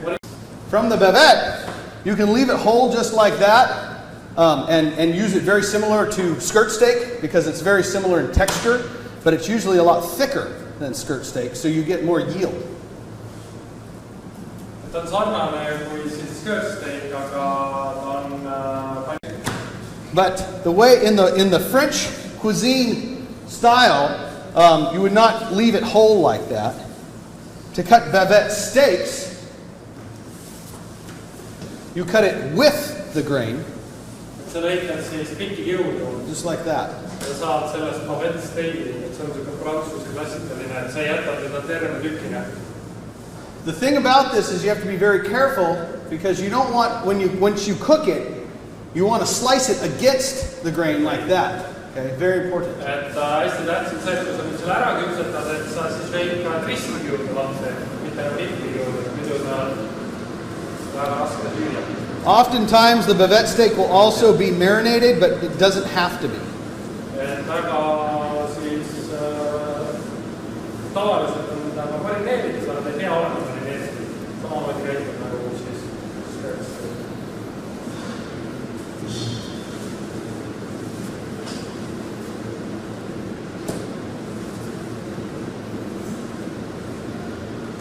All right. I'm going to throw a couple of these in your pile over there too, just because I like them. And I'm selfish.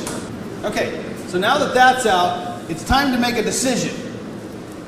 You can either peel the whole tenderloin out and make fillets, little filet mignon, or you can cut this into short loin, and that's where you make T-bones and porterhouse. A lot of times you want to make that decision based on the size of the animal and the size of the muscle. This is a rather small tenderloin, and so I think it probably would be best to just leave this intact and make T-bones and porterhouses. Yeah. Okay. Latvia? Yeah? That's all you eat now, right? Not really, but we do sell them. So. You do? Yeah. But it's a struggle because there's a fight between like someone wants tenderloin, someone wants T-bone, and they... Yeah, that's a really good point.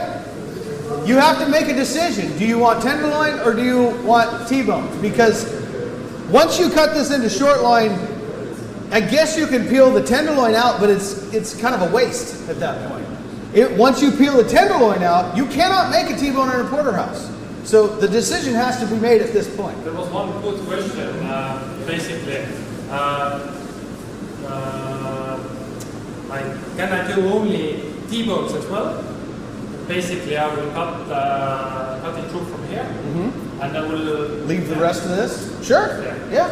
Saab ikka. Aga Yeah. siis sa kaotad, siis kui sa siit läbi lõikad, siis sa saad ainult porterhouse. See T-bone enam ei saa. Või vastupidi. T-bone hakkab siit poolt, seal kus on vähem sisefileed.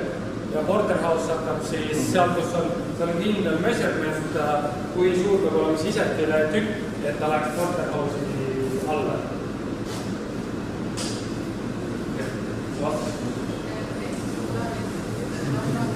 In the size of porterhouse, 2 inches for the fillet? It's a good question. So for the size of the fillet requirements, based on USDA, 1.25 inches. So about maybe 3.5 centimeters. Yeah. To become a porterhouse. To become a porterhouse. Yeah, by definition. Can it be a T-bone even with a 0 fillets, or let's say a No, big- usually it has to have something on there. When you get all the way down here and you cut this first couple, yeah, it's still in New York, pretty much. It's like a bone in New York. Some have called it a Spencer steak, but that's like really old butchers call it that. Nende traditsionaalne viis on, et nad lõikavad selle terve tükina ja siis müüvad poodidesse ja siis ise otsustavad, mida teevad. Või see läheb terve tükina siis kuivlaagridusse.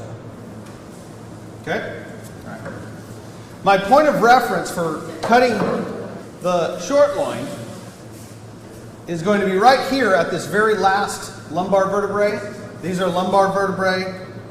We have a couple thoracic vertebrae here, sacral vertebrae.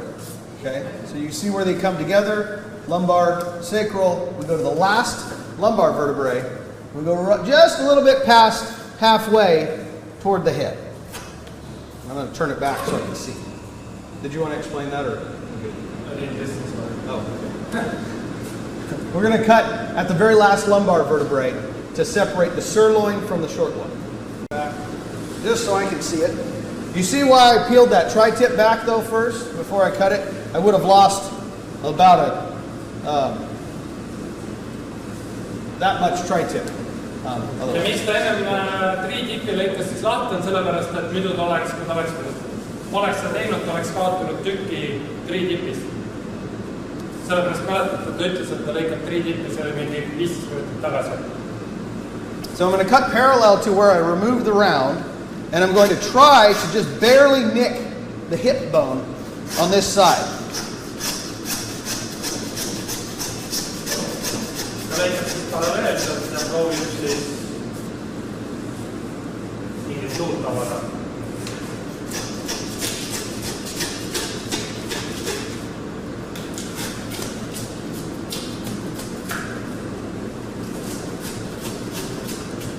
There's the hip bone right there again. Hip bone on siis kott.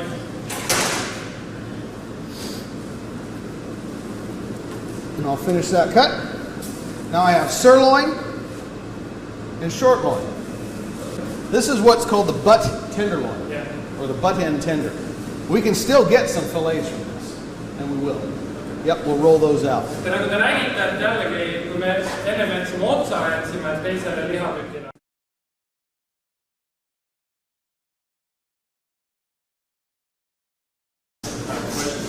Can you do the same what you did to triptych with the fillet so you don't get lost?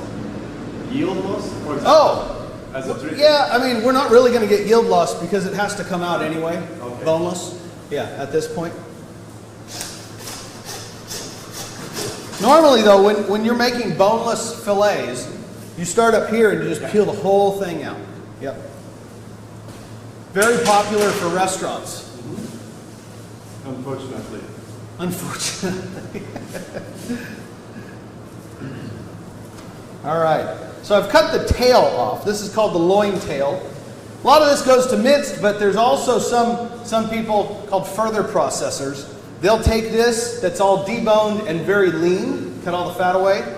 They'll marinate that, and then they'll cut it in very, very thin slices, and again, used for Chinese stir fry or sandwich meat, just thin shaved sandwich meat that can be cooked very quickly. Okay, now I'll go ahead and start cutting some T-bones and porterhouse out of this. Okay? Nagu seal näete, siis hakkab lõikama nüüd porterhouse ja T-bone. Ta alustab siis porterhouse'ides. Siin on siis sisepile ja välispile. And the way we'll do that is we need to use the bandsaw in this case. Okay? So Selle puhul ta kasutab I'll siis be right back. Do you guys normally have a fence here to gauge it? Yeah. Yeah. That's all right. Yeah.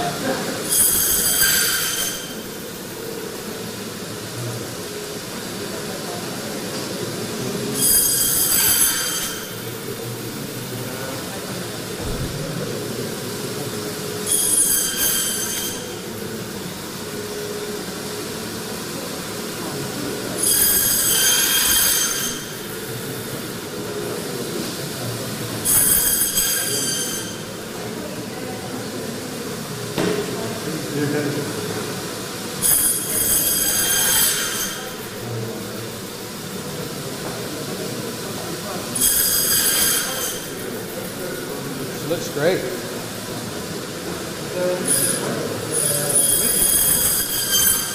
Dark? Yeah, let's talk about that. Okay.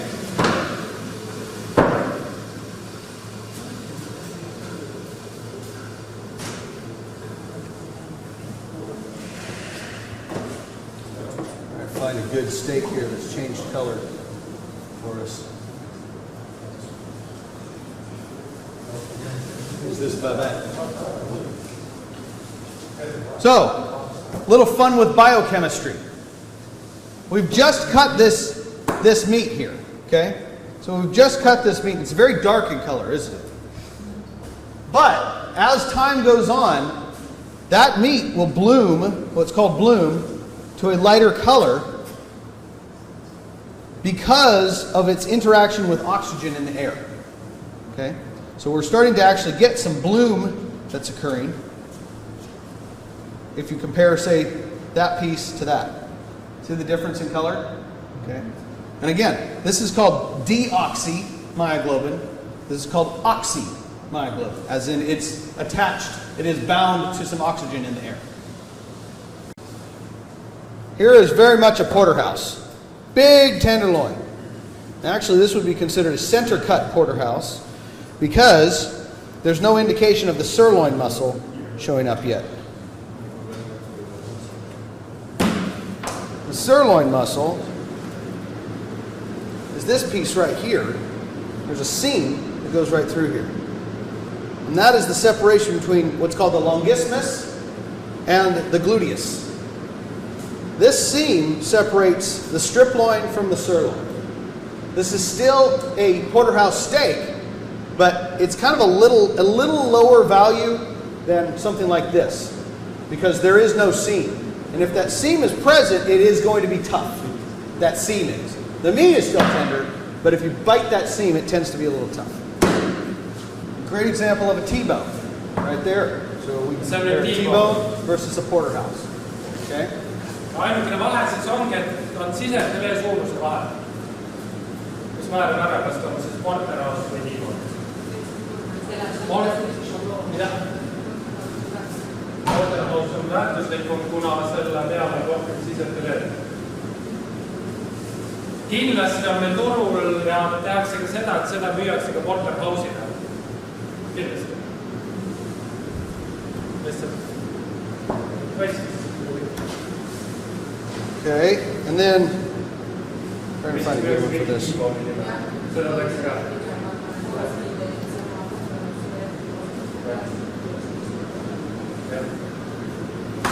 We're going to have a variety of different pieces that we can cut out of here. This is not how you cut a short loin. This is just how many things can Phil cut out of a short loin. Okay.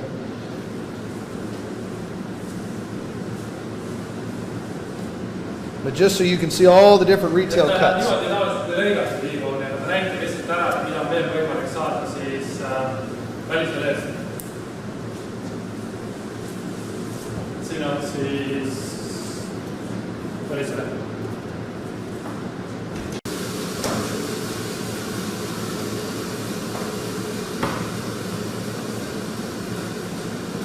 Let's go crazy, right? You want to go crazy? Let's go crazy.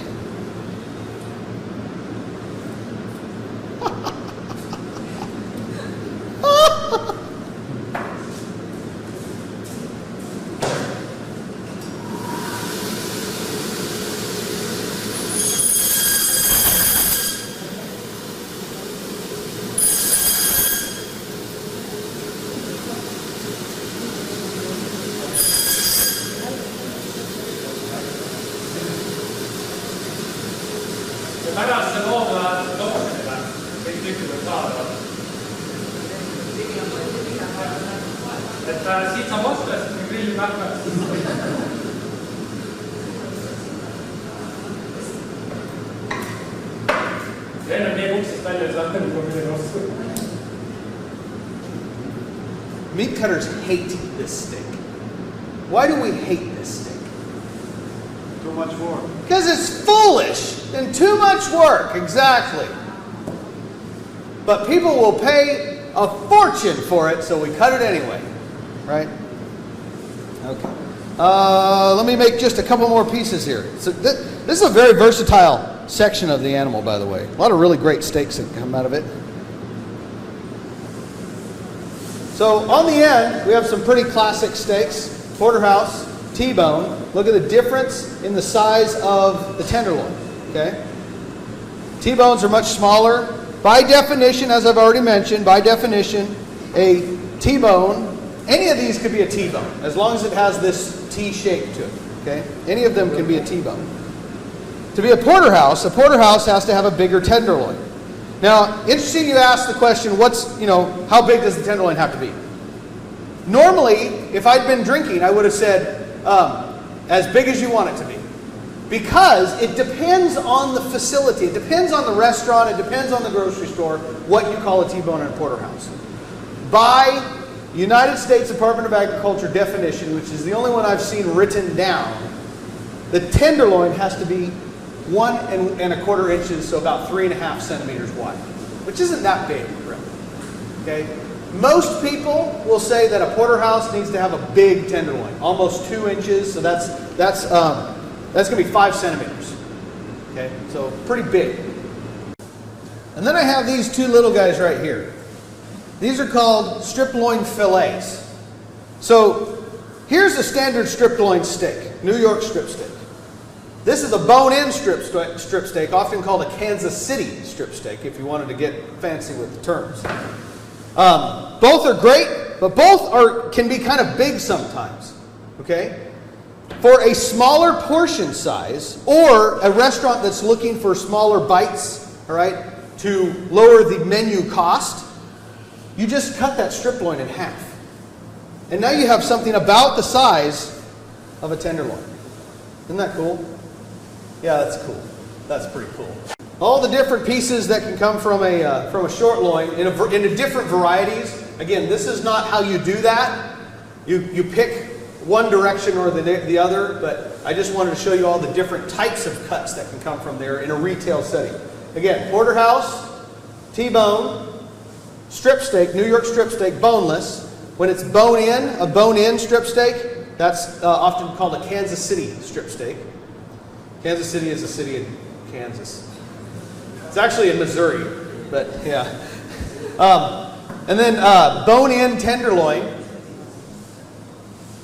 Boneless tenderloin, and this is a boneless tenderloin with the chain on. Most restaurants, most really fancy restaurants, you'll remove this little side muscle right here. Just to really make it so you don't bite anything that's going to be less tender. Okay? Nothing that's tough. Okay? Turn that back. So we'll pull that chain off, and then we have two strip loin fillets. These are really great, honestly, because you're lowering your menu costs. You can still get steak. That way you're selling steak to people that otherwise probably would have avoided it based on the cost on the menu. And then there's also a lot of people that just don't want to eat that much meat at one sitting.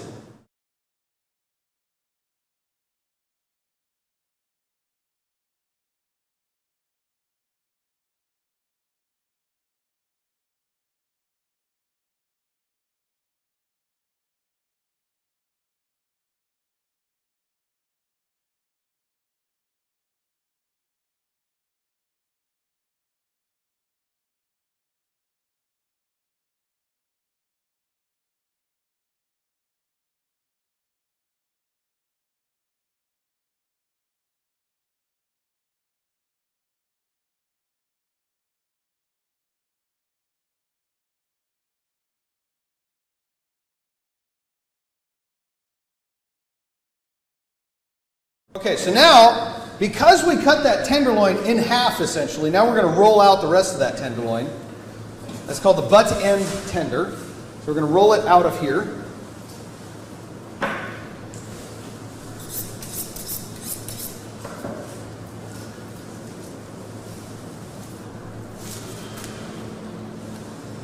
We run right up against the hip bone, feeling for that hip bone.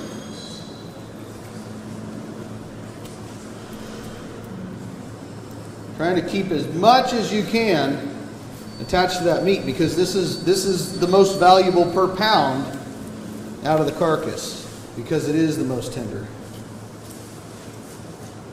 Not per pound, per kilo, per kilo.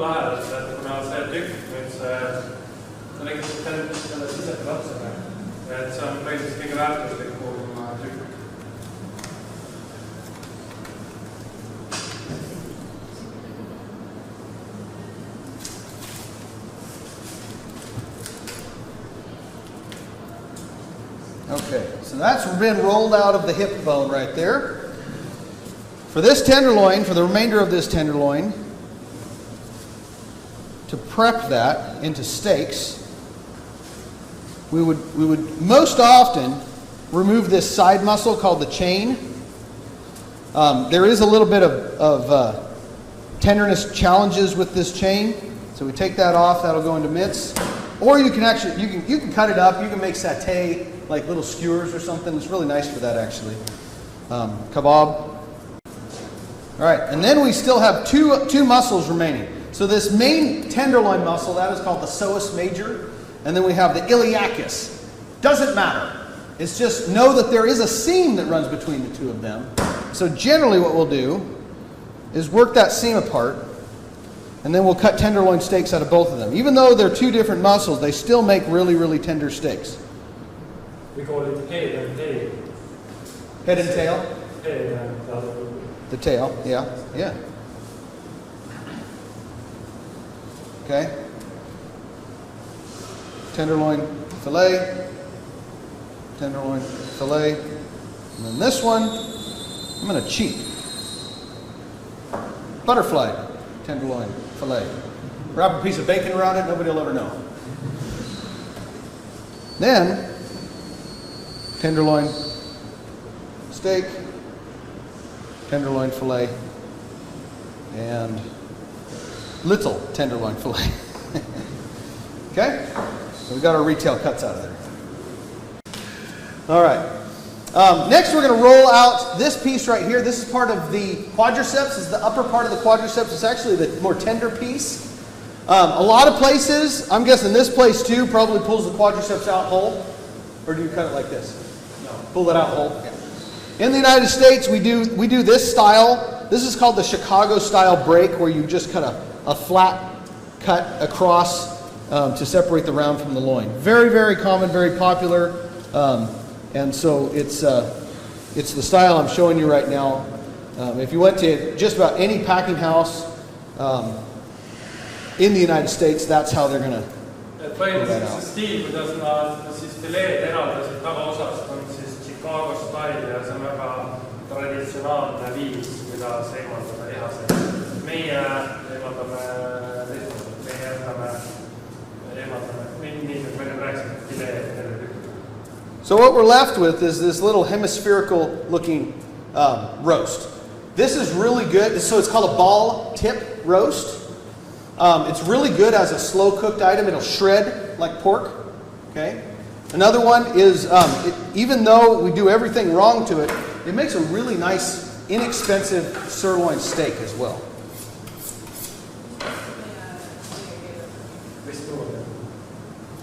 Et põhimõtteliselt ütles ka, et sellest saab steiki teha. Teine asi, tal on kiud siis avanevad väga hästi, et sellest saab väga hästi teha näiteks pulled beef'i. Ta laguneb rebidest lahti.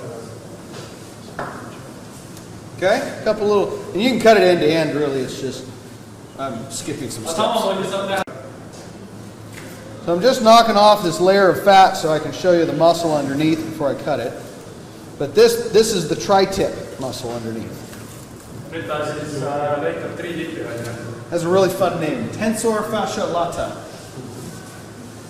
It sits right up underneath there. There's a seam where it attaches to the bottom of the top sirloin. So I'll follow that seam down.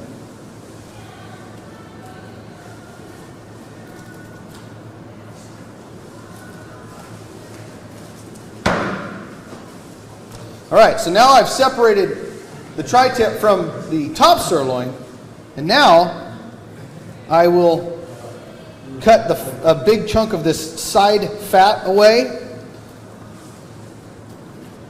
My preference for tri-tip, and tri-tip is, where I come from, tri-tip is kind of a very, very common grill barbecue item. And we tend to leave the cover fat on. Do you guys take it off usually? Or leave it on? Good. Good. That is super tasty fat. We are cutting it out, but it's not popular. No. No, leave that fat on there. It's very, very tasty. I'm just going to trim a little bit down. We don't need to have too much on there. Trim a little bit down. But there is the tri-tip. It can go right on the grill. Okay. The key with this is once it's cooked, you have to realize there's kind of two directions to this muscle. There's a little bit going this way, a little bit going this way. And so you could start carving from here, and then you turn and carve up, or you cut it right in half. That way you always are cutting against the grain. It's very important to cut against the grain for tenderness. Good. All right, now we need to debone the top sirloin. Okay? So the top sirloin, first I like to start, tip it up upright so that I can see the sacral vertebrae, straight up. I'm going to come in about 2 centimeters in from that bone and just bury my knife and start to loosen that bone away. Right along there. Okay. Then I come and I see there is this half moon or crescent shape right here in the hip bone. And so that's what I'm going to cut at next. And just loosen some of that meat away there. And again, feeling with my knife, but bending my knife up against there. Once I've done that, I can tip it up, connect these 2 cuts, and roll that top sirloin right out of there.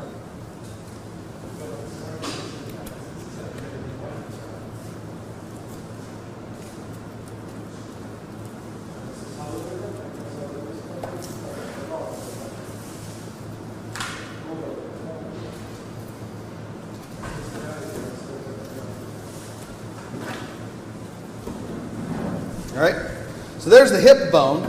This is all that was left of the strip loin when we made that cut right there. Okay, so it's not, we didn't lose a whole lot, even though it may have looked like it at first. And we can just pull that out as a mince, because that's what it's going to be by the time I get it. Okay, that little bit. All right, then you can work on that and cut a little bit of lean off of there. But there's the bone, deboned hip bone, with the sacral vertebrae attached still.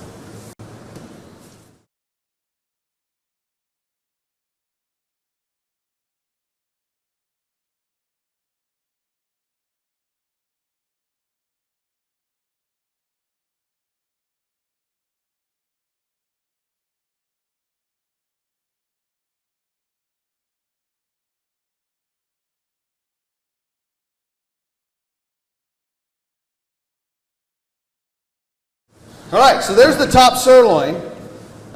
Used to be you just kind of cut big chunks like that. That's the old American style. I don't recommend that. I recommend taking this piece apart. Okay?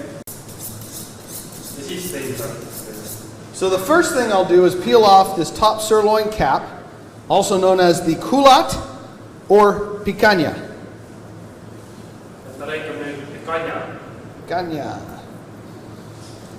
Picanha is a very, very common cut in Central and South America. Very, very popular. Especially in Brazil and Mexico and all those other Central and South Americas.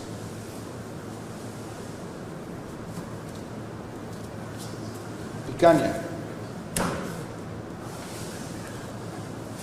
Great piece of meat. Very tender, and can also go onto the grill. Okay, I highly recommend removing this seam of silver skin that sits right here. That's connective tissue. Connective tissue is chewy stuff. By removing that, you won't encounter any of that chew, that toughness when you grill it. Okay.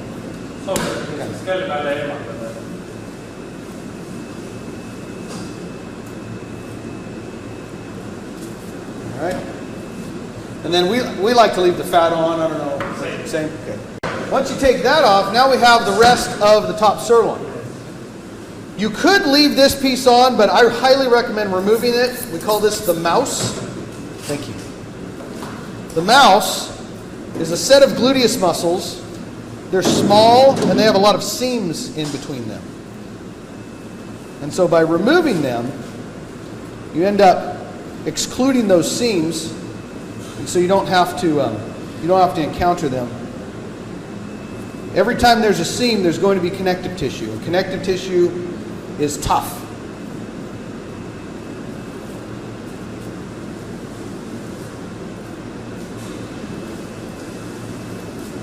Okay, so we pull the mouse out. There is a nice muscle in here. It's this one that sits right on top. So this is the piece that attached all of that muscle to the hip bone. That's very, very tough. There's a lot of connective tissue in there. But this one that sits on top is actually quite tender. See on see tükk, mis hoidis kogu seda ristluut siis puusa kolmikides. See alumine osa on väga vitske, see ülemine osa on väga hea. See lõikabki selle ülemise osa välja.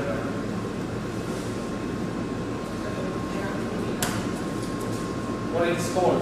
Well, it hasn't really had a name, but we've been doing some research and we just call it the top sirloin tender. That sounds better than mouse.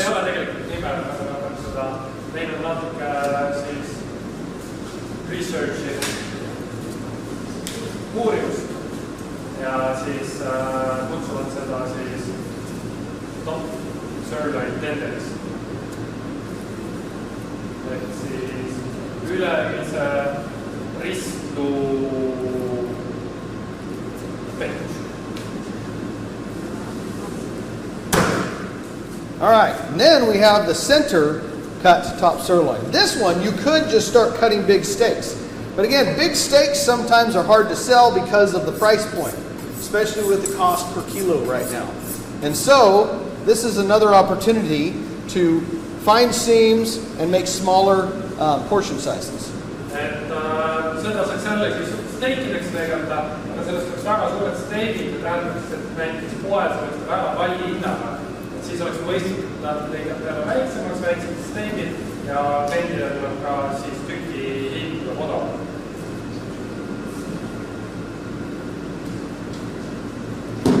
All right. The way that we do that generally is we find this seam right here. Okay? It's pretty subtle on this animal, but it's still there. You find that seam and we're going to expose the connective tissue that's at that seam. By doing that, we'll end up with kind of a 1/3 and 2/3 pieces of the top sirloin center. Siis otsin selle vähenduskelme ülesse siit ja siis eraldame. Yes, divide. Yeah, yep. Loaga lükkab praegu seda kelmest. Just pushing, yep. Pushing the knife in to find that seam. There's the seam that's starting to expose itself right here. It's very subtle on this one, actually. Most top sirloins, you find it's a lot more defined. Once that is exposed, it can be removed so you don't encounter tough pieces in the top sirloin steaks. Comes out. Okay, so now you have this little roast. It kind of almost looks like a tenderloin roast. It's not tenderloin, it's top sirloin. It's not going to be as tender as tenderloin, but it is pretty tender still nonetheless. A really, really nice roast by itself, especially for the holidays, or Christmas time. Or from this, you can cut a very popular steak in North America called a baseball top sirloin. Või saate lõigata väga kuulsa ja populaarse steigi pesapalli Ülemine Ristluutükk.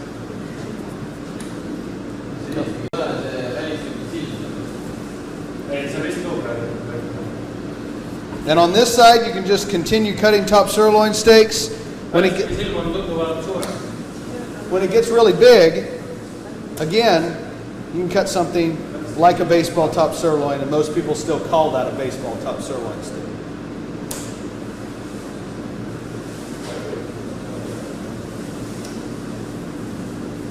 Okay? Very popular steaks in steak houses, and it's usually a rather affordable steak still too. Ta ongi, et väga populaarne ja väga affordable, et siis väga taskukohane. Okay, that's the top sirloin. That's all of the loin, really. All we have left is the round.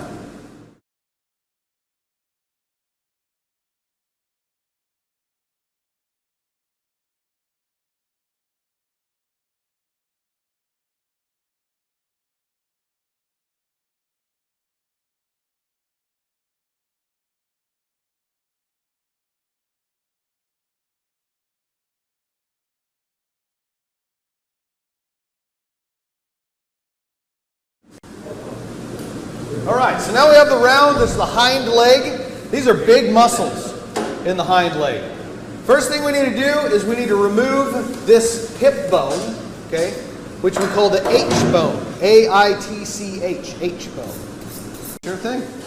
So we core out the oyster right here, and this becomes the oyster steak, sometimes known as a spider steak. Okay, the oyster steak. Tastes a little bit like skirt steak, honestly. Okay, goes right onto the grill. Okay, from there, this hip bone is sitting like a cupped hand, and so I keep that in mind as I'm cutting it. And it also has a hole in it. So I'm going to core out that hole first, just to make this a little easier. Then I'm going to cut right along the edge of that H bone.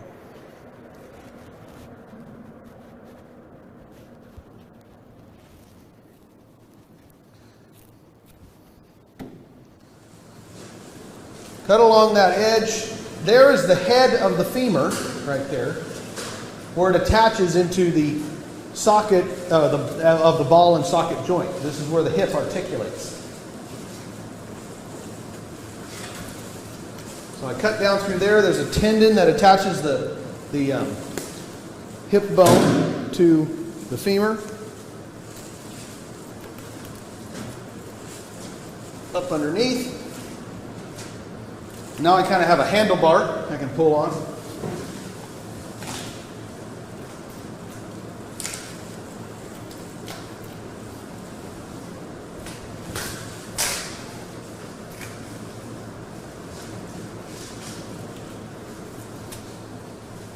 And there comes off the H bone. How many years have you done?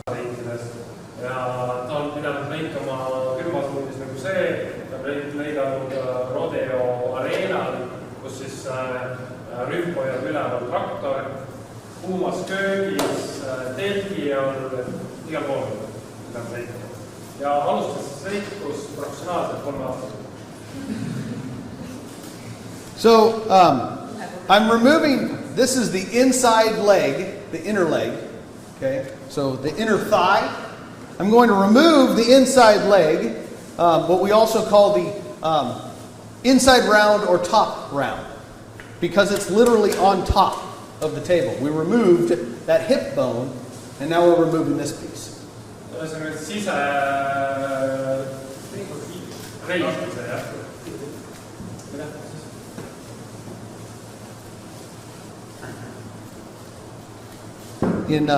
In British terminology, it would be called the top side.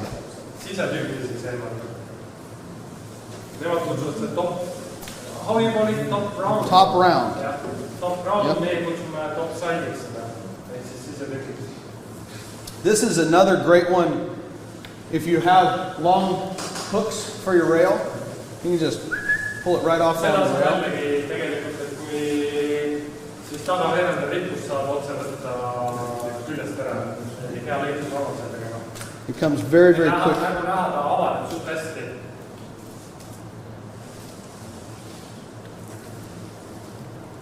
All right, so now I've found the femur bone right there. I used this muscle as an indicator. So I cut the very top of it, and I could see the whole thing. Sometimes carcasses are so fat you can't even see this muscle, so you have to carve down to it. But this is my indicator. It's called a sartorius muscle. It's kind of like a big thumb.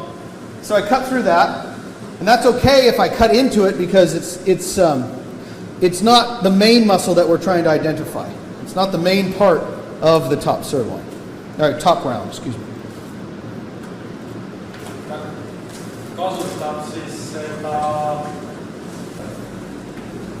But I'm peeling this back, so I found the femur bone, the big leg bone, peeling this back.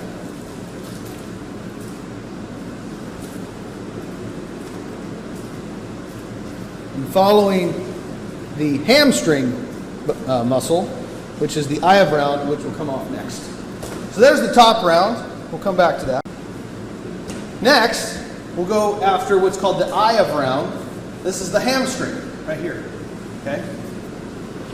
Nüüd on see tükk, mida sina küsisid, et välistükki silmad seal. Lihaveise. Ta on hästi siuke ümmargune pikk tükk.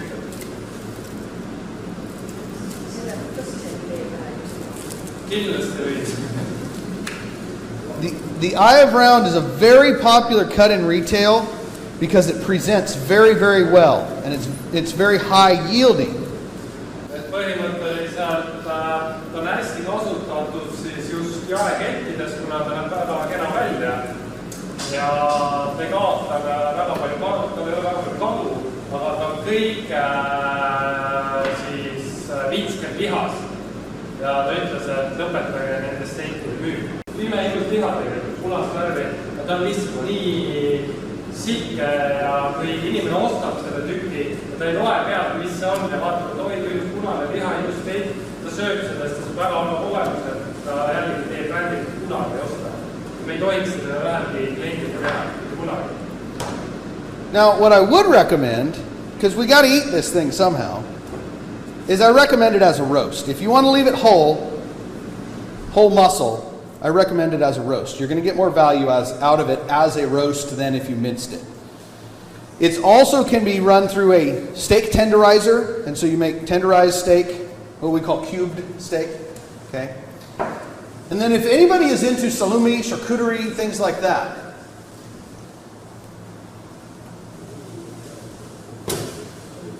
then I'm going to peel out the knuckle. There's the other half of the quadriceps. Remember that quadriceps was into the loin. We called it the ball tip.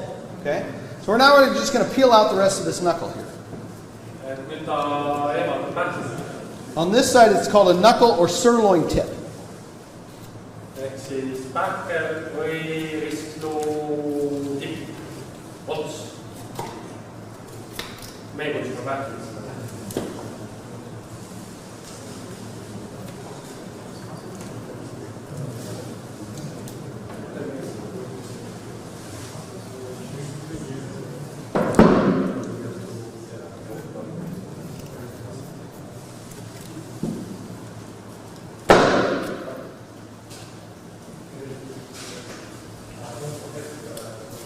I'm looking for a nice big seam that will separate the sirloin tip from the outside leg, the outer thigh muscle, which is called the bottom round, and in British terminology it would be called the silver side. And the reason for that is because it does have this nice seam of silvery tissue right here. Okay, so that's the silver side. But what I've pulled out, this is the sirloin tip or round knuckle. That's the patella. That's the kneecap right there. Okay. Menis. Wait, menis.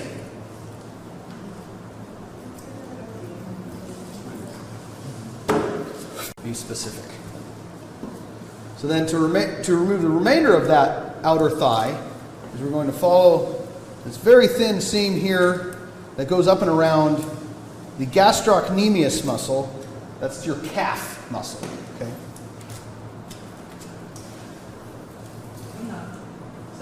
Side.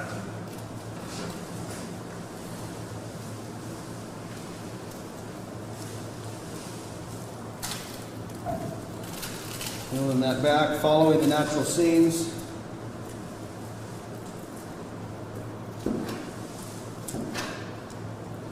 Now we have the bottom round removed, and we'll come back to that one as well. Because I still want to get to this piece right here, which is the heel. That is the equivalent of your calf muscle. Okay?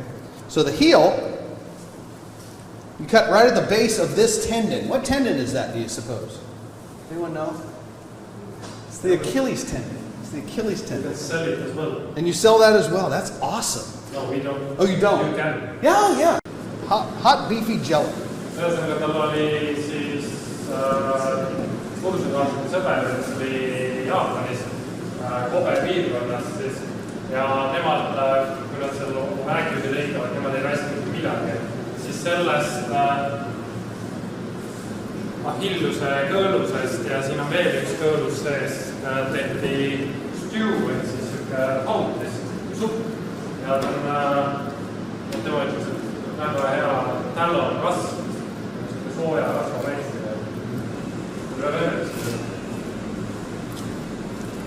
So I'm peeling out this heel right here. This heel, some people used to make a roast out of it. It probably doesn't happen very often because it's a very tough piece of meat if you just try to make a roast with it, a traditional roast. So most of these end up going into grinds, so ground round, mince. But there are some other things that can be done with it. Okay, so there's two muscles here.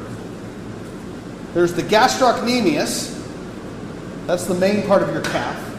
And then there's this other one down the center called the superficial digital flexor. Good luck with that one. I'm sure there's an Estonian name.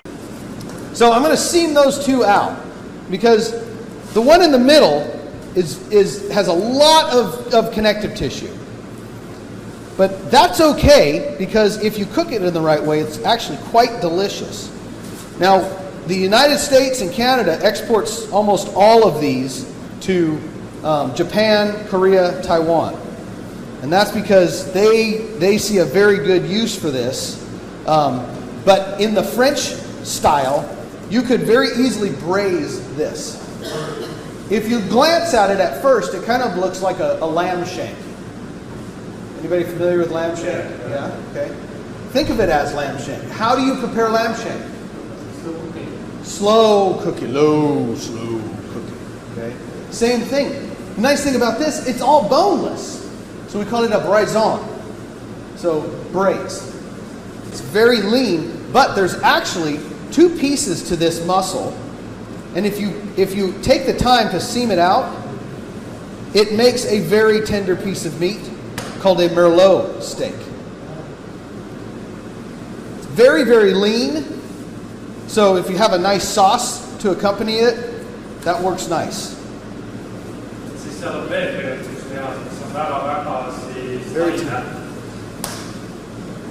Põhimõtteliselt on nagu oleks eelises, et ta nagu koidid tossupuuga. Okay, merlot steak.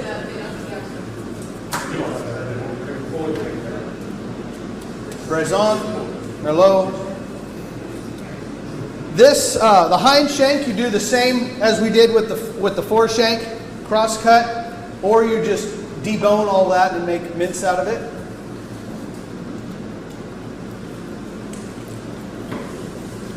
But those connective tissues does not affect mincemeat quality? It can if that's all that you're putting in it. Okay. You have to make sure it's diluted. So, I don't know if there's any regulations in the EU on mince as far as what pieces can go into it. But if you're making any...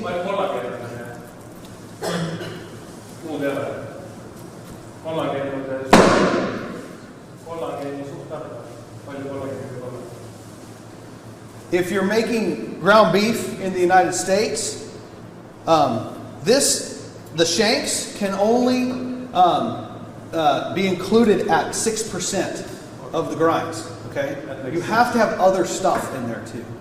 Knuckle. This can be peeled apart. You can cut steaks out of this. So first you peel the outside here.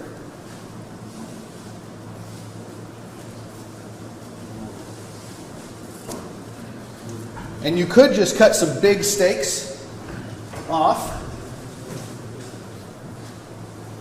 These would be called these would be called sirloin tip steaks. Okay, they're actually quite tender considering where it's coming from. But most of the time, this is just going to be cut in half at a grocery store. Okay, and then you have two roasts. But even better is you find this natural seam right here. And you follow that natural seam. Tavaliselt tegelikult tehakse pooleks, 8 tükkiks ja müüakse siis poes ära lihtsalt terve tükina. aga parem võimalus on see, et otsid jällegi kelm üles, eemaldate seda kelme sealt. And by following that natural seam, you exclude a lot of sinew and connective tissue. And so now that's a really, really nice roast. Very lean, so goes nice with some with a sauce of sorts. And you can do the same with the other half of that. And then what's remaining is going to go to mince or stew. Okay? Good. Bottom round, we remove this fat layer, clean this up just a little bit. There's a couple sections to the bottom round, the bottom flat. Okay? You can kind of see where you have a lot of this silver, and then you have this piece right here. This is where the picanhas once sat. And we know that that's very tender because of where it sits over the top of the rump. Okay? So we know that's tender.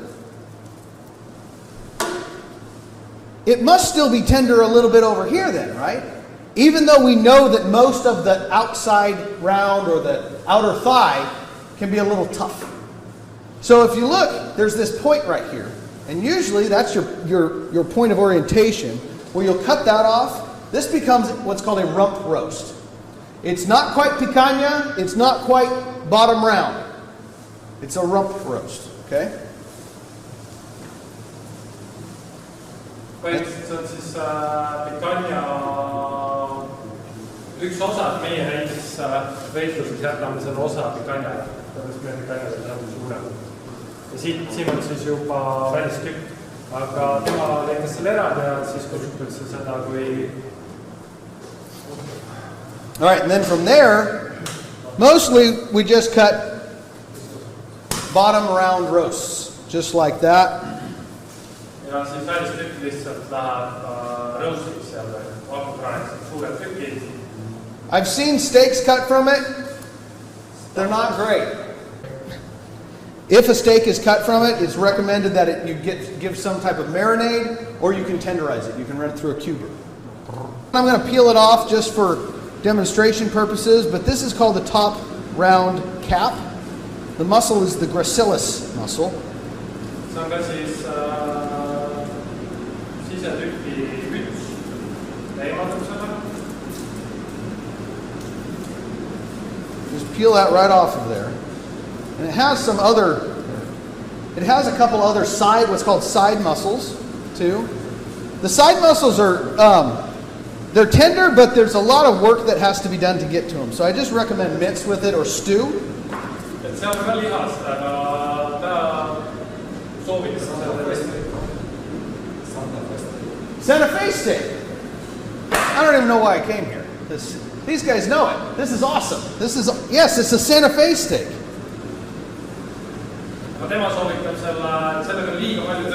That's fantastic. Santa Fe steak. Santa Fe steak can be used very similarly to skirt steak.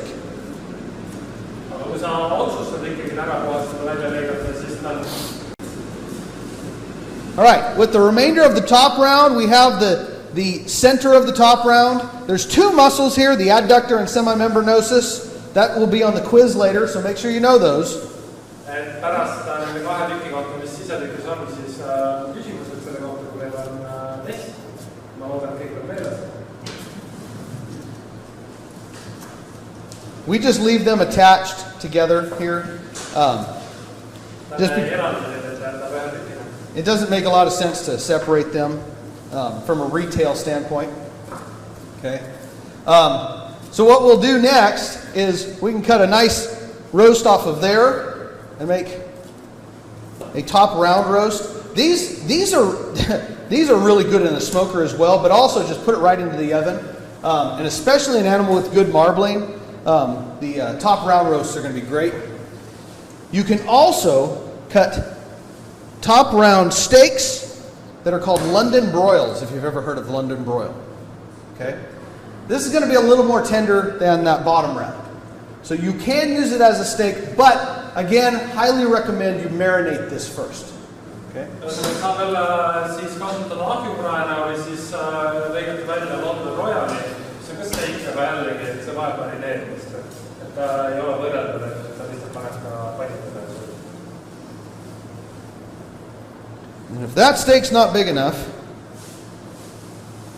butterfly one of those. They have a really big one. So you can keep cutting more steaks or some nice roasts out of there as well. Okay? So that's all of the muscles. I want to show you one more thing. We have this caveman stick right here, bone marrow. Still learning this table. I've never seen them where they move the whole thing.